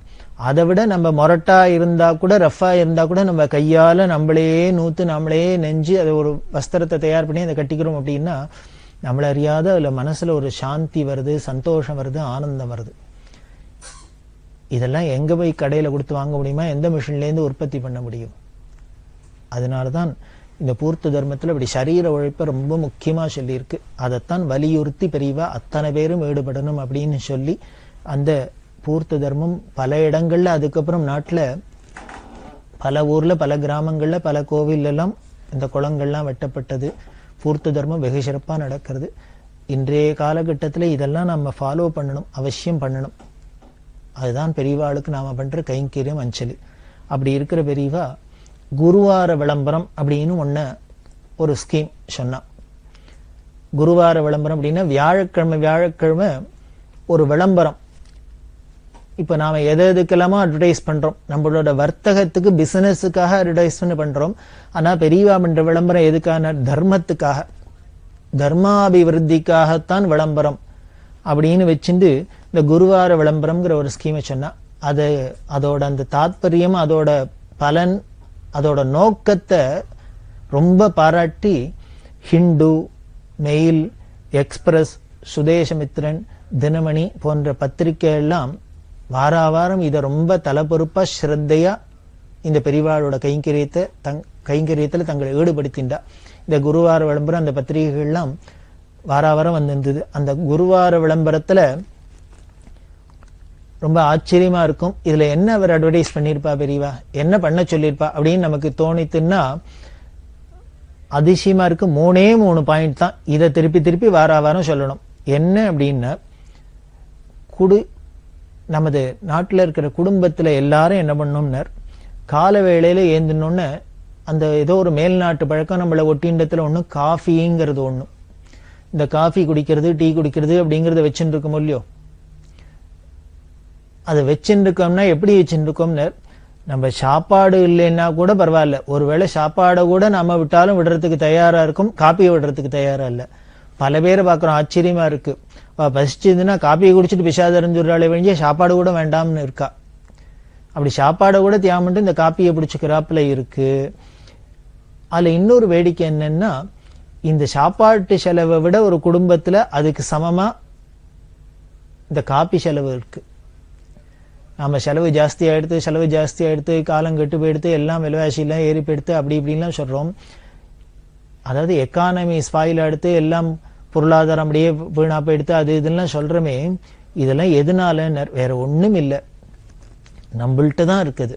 என்ன எக்கானமி, பொருளாதாரம் தனியா அதுவாவே ஏதான ஒரு வஸ்துவா, அதுவாவே ஏதான ஆயிடுமா என்ன? ஒன்னும் ஆகுது. நாம தானே எல்லாம். அது நாம பண்ற நம்மளோட ஆக்ஷன், நடவடிக்கைக்கு ஏத்தாப்புல தான் அது நன்னா இருக்கிறதோ நலங்கெட்டு போறதோ எல்லாம் நடக்கிறது. அதுல முக்கியமானது இந்த காப்பிங்கிறது. அந்த காப்பி செலவை குறைக்கணும், அந்த பொருளாதார அந்த பர்டனை குறைக்கணும், ஜனங்களுக்கு குடும்ப செலவை குறைக்கணுங்கிறதுக்காக இந்த காப்பியை நிறுத்த. அதுக்காக சாப்பாட்டை நிறுத்த முடியாது. காஃபியை நிறுத்தலாம். அந்த காஃபி டீக்கு இன்னொரு குணம் என்ன அப்படின்னா, அது ஒரு லாகிரி வஸ்து. இப்ப நாம ஒருத்தர் புகைக்கிறார், ஒரு மதுபானம் பண்றார், இதெல்லாம் பண்ணினா நாம கண்டிக்கிறோம், இது ஒரு தப்பு அப்படின்னு நாம கோச்சுக்கிறோம், பண்ணக்கூடாது, அதை நிறுத்தணும் அப்படிங்கிறோம். பெரியவாளோட பார்வையில இந்த ஒரு குடியோ புகையோ இதுக்கு சமமானதான் காபி டீங்கிறது அவளோட கொள்கை. காரணம், சில பேர் சொல்றத கேட்கிறமே, எனக்கு காபி குடிக்கலன்னா தலைவலி வந்துடும் சார், இதை பண்ண முடியாது சார், அதை பண்ண முடியாது சார் அப்படின்லாம் சொல்றோம். அப்படின்னாலே என்ன, அதுக்கு அடிக்ட் ஆயிட்டோம்னு அர்த்தம். எந்த ஒரு விஷயமும் சிம்பிளா சொல்லணும்னா, ஒன்னு இருந்தா இருக்கிறது, அது இல்லையா அதை பத்தி லட்சியம் பண்ணாத இருக்கிறது. இப்படி இருந்துட்டோம்னா நாம அதை வச்சுக்கிறதுலயோ வச்சுக்காதனால ஒரு கஷ்டமும் இல்லை. ஆனால் என்ன பண்ணிவிடும்னா, அது இல்லைன்னா என்னால உயிரே வாழ முடியாது, அது இல்லைன்னா எனக்கு இது மாதிரி சிரமங்கள்லாம் வந்துடும் அப்படின்னு இருந்ததுன்னா அது நம்மளை அடிமை கொண்டிருக்குன்னு அர்த்தம். அதுக்கு நாம அடிக்ட் ஆயிட்டோம்னு அர்த்தம். அதைத்தான் கண்ட்ரோல் பண்ணணும். இப்படி நாம இன்னொரு விஷயத்துல போய் அடிக்ட் ஆயிட்டு அப்புறம் நமக்கு நாம என்ன சாதிக்க முடியும், அதுக்கப்புறம் நமக்கு என்ன ஆத்ம குணங்கள் வரும், என்ன வரும்? அதையும் என்ன பண்றோம், காலங்காலத்தாலேயே சுப்பிரபாதம் பாடாப்புல எடுத்தோடனே அதுல போய் ஆரம்பிச்சிடுறோம். அது வேண்டாங்கிறதுக்காக தான் பெரியவா அந்த காப்பி டீ குடிக்க வேண்டாம்னு சொன்னா. அப்போ எனக்கு ஏதானும் ஆகாரம் கால வேளையில பட்னியா இருக்க முடியலையே, ஏதானும் எனக்கு இது மாதிரி இருக்கு சார், எனக்கு சுகர் பேஷண்ட், அது இது ஏதானும் பண்ணலாம் அப்படின்னு சொல்லலாம். அப்ப என்ன பண்ணலாம், அதுக்கு பதிலா அரிசி கஞ்சி, நொய் கஞ்சி, கோதுமை கஞ்சி, இது மாதிரி கஞ்சிகள்லாம் வச்சு குடிச்சாக்க என்ன பண்ணலாம் அப்படின்னார், நமக்கு உடம்புக்கும் அதெல்லாம் ஆரோக்கியம். காஃபி ஒரு அடிக்ட், நம்மள அடிமையாக்குறது அப்படிங்கறதோட இல்ல, செலவு அதிகம்ங்கிறதோடையும் இல்ல, நமக்கு உடம்புல கெடுதலும் பண்றது. டாக்டர்கிட்ட எல்லாம் போனேன்னா ஏதாவது மருந்து மாத்திரை எல்லாம் கொடுக்கறதே என்ன சொல்றாரு, அல்சர் முதலான ப்ராப்ளங்களுக்கு முதல்ல காஃபி டீயை நிறுத்துங்கோ சார் அப்படிங்கிற. டாக்டர் காஃபி டீயை நிறுத்துங்கோ, ஒரு வைத்திய. பெரியவாச்சரணம். இந்த நிகழ்ச்சியின் அடுத்த பகுதி எதிர்வரும் திங்கட்கிழமை அன்று இதே நேரத்தில் ஒளிபரப்பாகும். பெரியவாச்சரணம். பெரியவாச்சரணம். அடுத்த நிகழ்ச்சி திருவாசக இன்னிசை.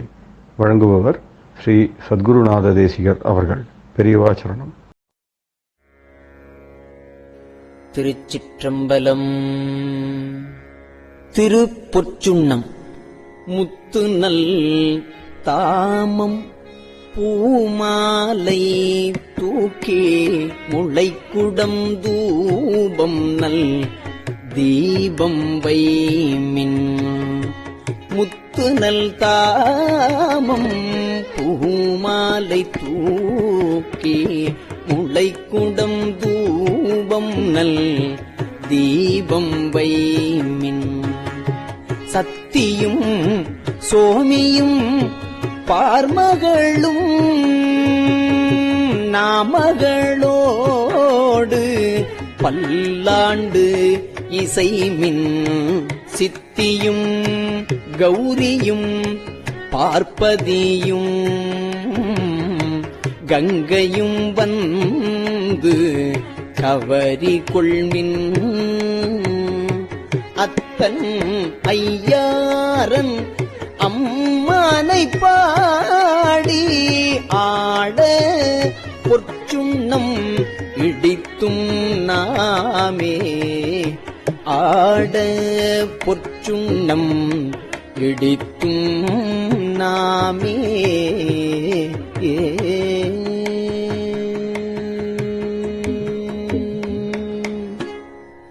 பூவியல் வார்சடை எம்பிரார்க்கு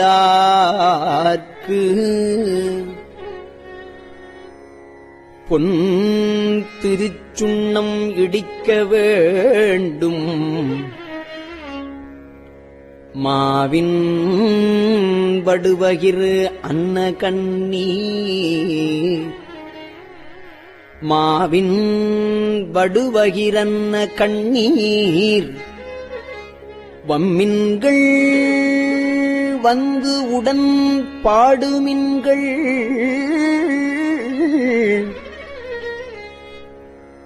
கூவுமின் தொண்டர்புறம் நில்லாமே. குனிமின் தொழுமின் எங்கோன் எங்கூத்தன்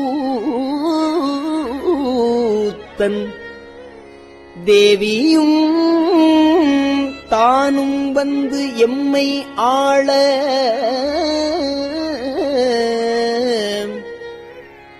செம்பொன் செய் சுண்ணம் இடித்தும் நாமே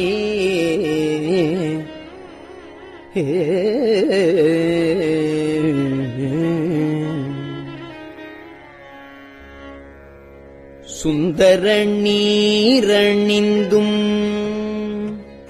மெழுகி சுந்தர நீரணிந்தும் மெழுகி தூய பொன் சிந்தி நிதி பரப்பி இந்திரன் கற்பகம் நாட்டி எங்கும் எழிற்சுடர் வைத்து கொடியடுமின் அந்தரர் கோன் அயன்தன் பெருமான் ஆழியான் நாதனல் வேலன் தாதை எந்தரம் ஆளுமையாள் கொழுநற்கு எந்தரம் ஆள் உமையாள் கொழுநற்கு ஏந்த பொற்சுண்ணம் இடித்தும் நாமே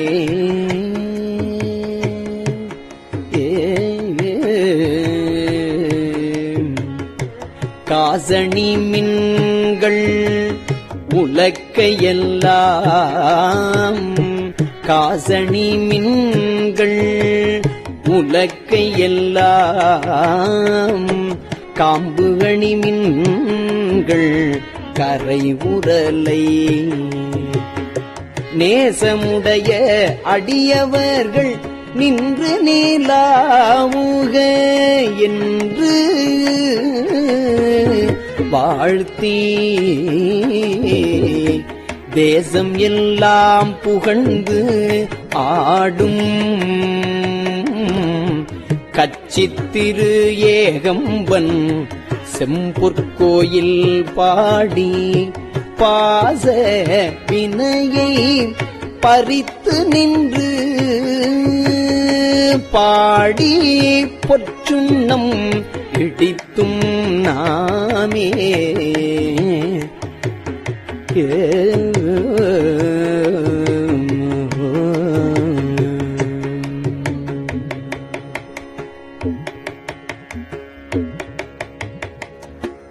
அருகு எடுப்பாறு அயனும் அறியும் அன்றி மற்று இந்திரனோடு அமரர்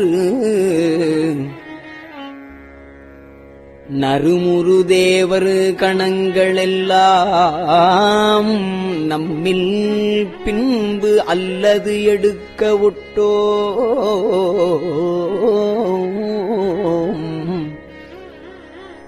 செறிவுடை மும்மதில் எய்தவில்லி திரு ஏகம்பன் செம்பொற்கோயில் பாடி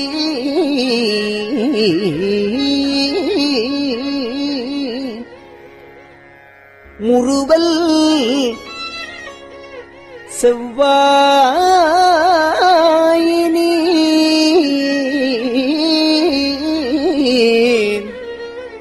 முறுவல் செவ்வாயினீர் முக்கண் அப்பற்கு ஆட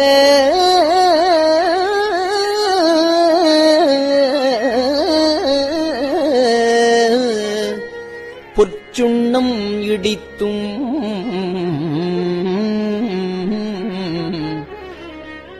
நாமே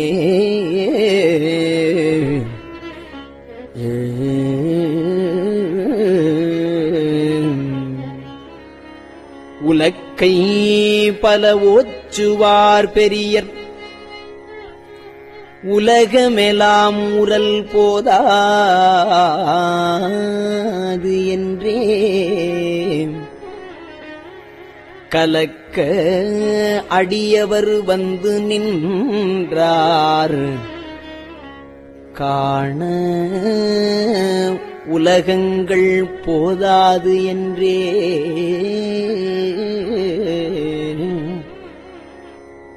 நலக்க அடியோமை ஆண்டு கொண்டு நான் மலர்பாதங்கள் சூடத் தந்த மலைக்கு மருகனை பாடி பாடி மகிழ்ந்து பொற்சுண்ணம் இடித்தும் நாமே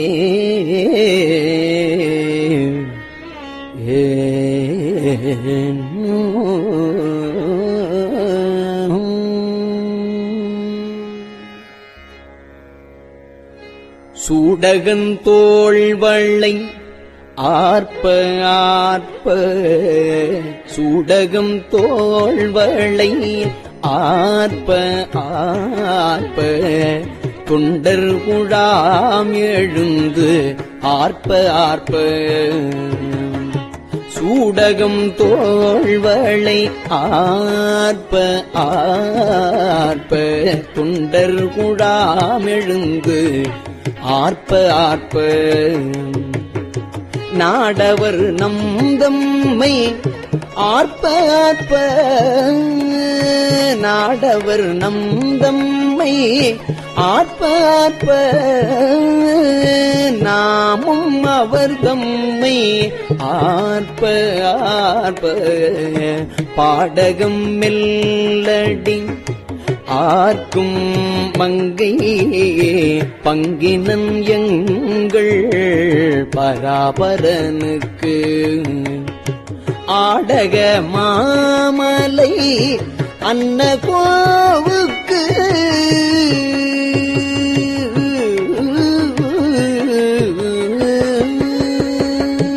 ஆடக மாமலை அன்ன கோவுக்கு ஆட பொற்சுண்ணம் இடித்தும் நாமே ஆடக மாமலை அன்ன கோவுக்கு ஆட பொற்சுண்ணம் இடித்தும் நாமே ஆட பொற்சுண்ணம் இடித்தும் நாமே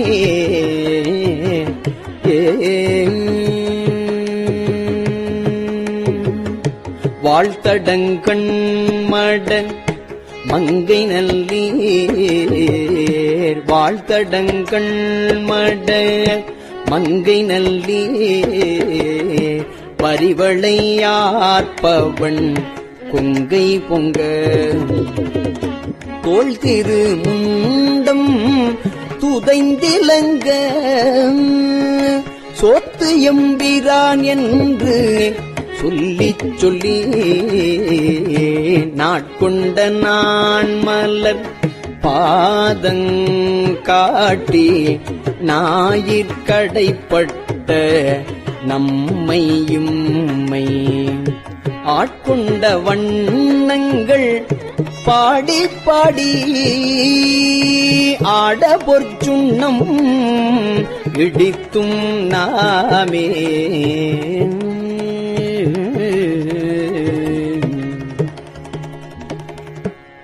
வையகம் எல்லாம் உரலதாக மாமேறு என்னும் உலக்கை நாட்டி வையகம் எல்லாம் உரலதாக மாமேறு என்னும் உலக்கை நாட்டி மெய்யனும் மஞ்சள் நிறைய அட்டி மெய்யனும் மஞ்சள் நிறைய அட்டி மேதகு தென்னன் பெருந்துரையான் செய்ய திருவடி பாடி பாடி செம்பொன் உலக்கை வலக்கை பற்றி ஐயன் அணிதில்லை வாணனுக்கே ஐயன் அணிதில்லை வாணனுக்கே ஆட பொற்றுள்ளம் இடித்தும் நாமே ஆட பொற்றுள்ளம் இடித்தும் நாமே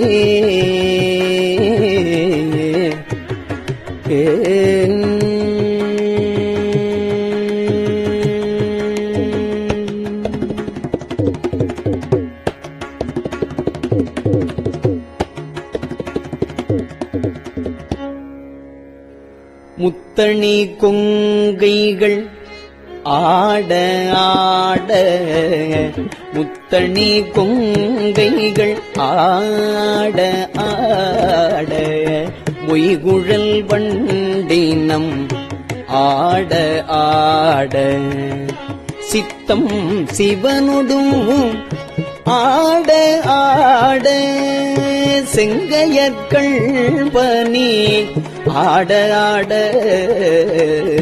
பித்தும் பிரானொடும் ஆட ஆட பிறவி பிறரோடும் ஆட ஆட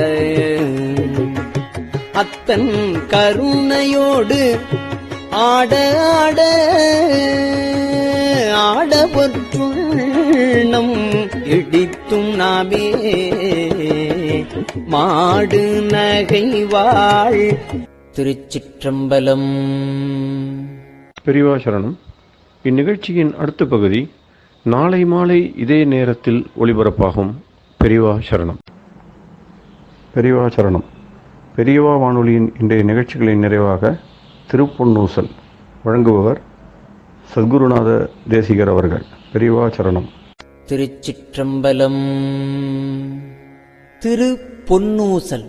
தெங்குலவு சோலை திரு உத்தர கோசமங்கை தெங்குலவு சோலை திரு உத்தர கோசமங்கை தங்குலவு சோதி தனியுருவம் வந்தருளி எங்கள் பிறப்பறுத்திட்டு எந்தரமும் ஆட்கொள்வான் பங்குலவு கோதையும் தானும் பணி கொண்ட கொங்குலவு கொன்றை சடையான் குணம் பரவி பொங்குலவு பூன்முலையீர் பொன்னூசலாடாமோ பொங்குலவு கொன்றை சடையான் குணம் பரவி பொங்குலவு பூன்முலையீர் பொன்னூசலாடாமோ பொங்குலவு பூன்முலையீர் பொன்னூசல் ஆடாமோ.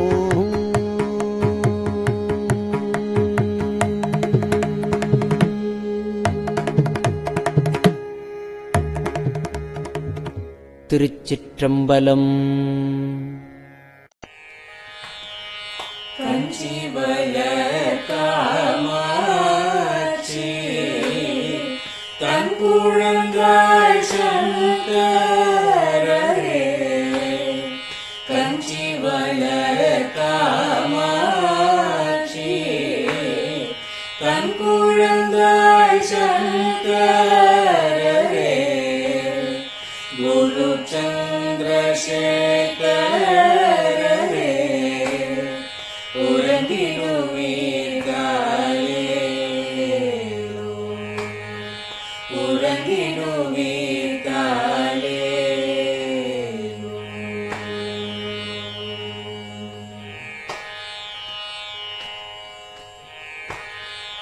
ஆதிகுரு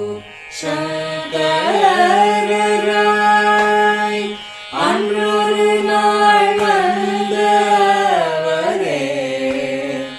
68 ஏகபதி காலே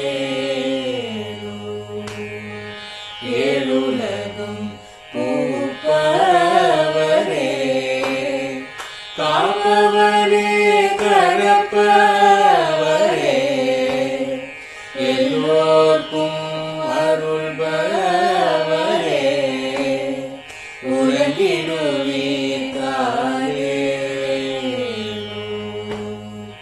அயனுடனே மாலவனோ தேடிய பொற்பதத்தவரே அருமறைகள் சாற்றும் உயர் மலர்பதமே தாரே முக்தி நிலை எய்திடவே சக்தி தரும் சத்குருவே முக்தி நிலை எய்திடவே சக்தி தரும் சத்குருவே நித்தமெங்கள் நாவீசையில் நித்திரை கொள்தாயே நித்தமெங்கள் நாவீசையில் நித்திரை கொள்தாயே நித்தமெங்கள் நாவீசையில் நித்திரை கொள்தாயே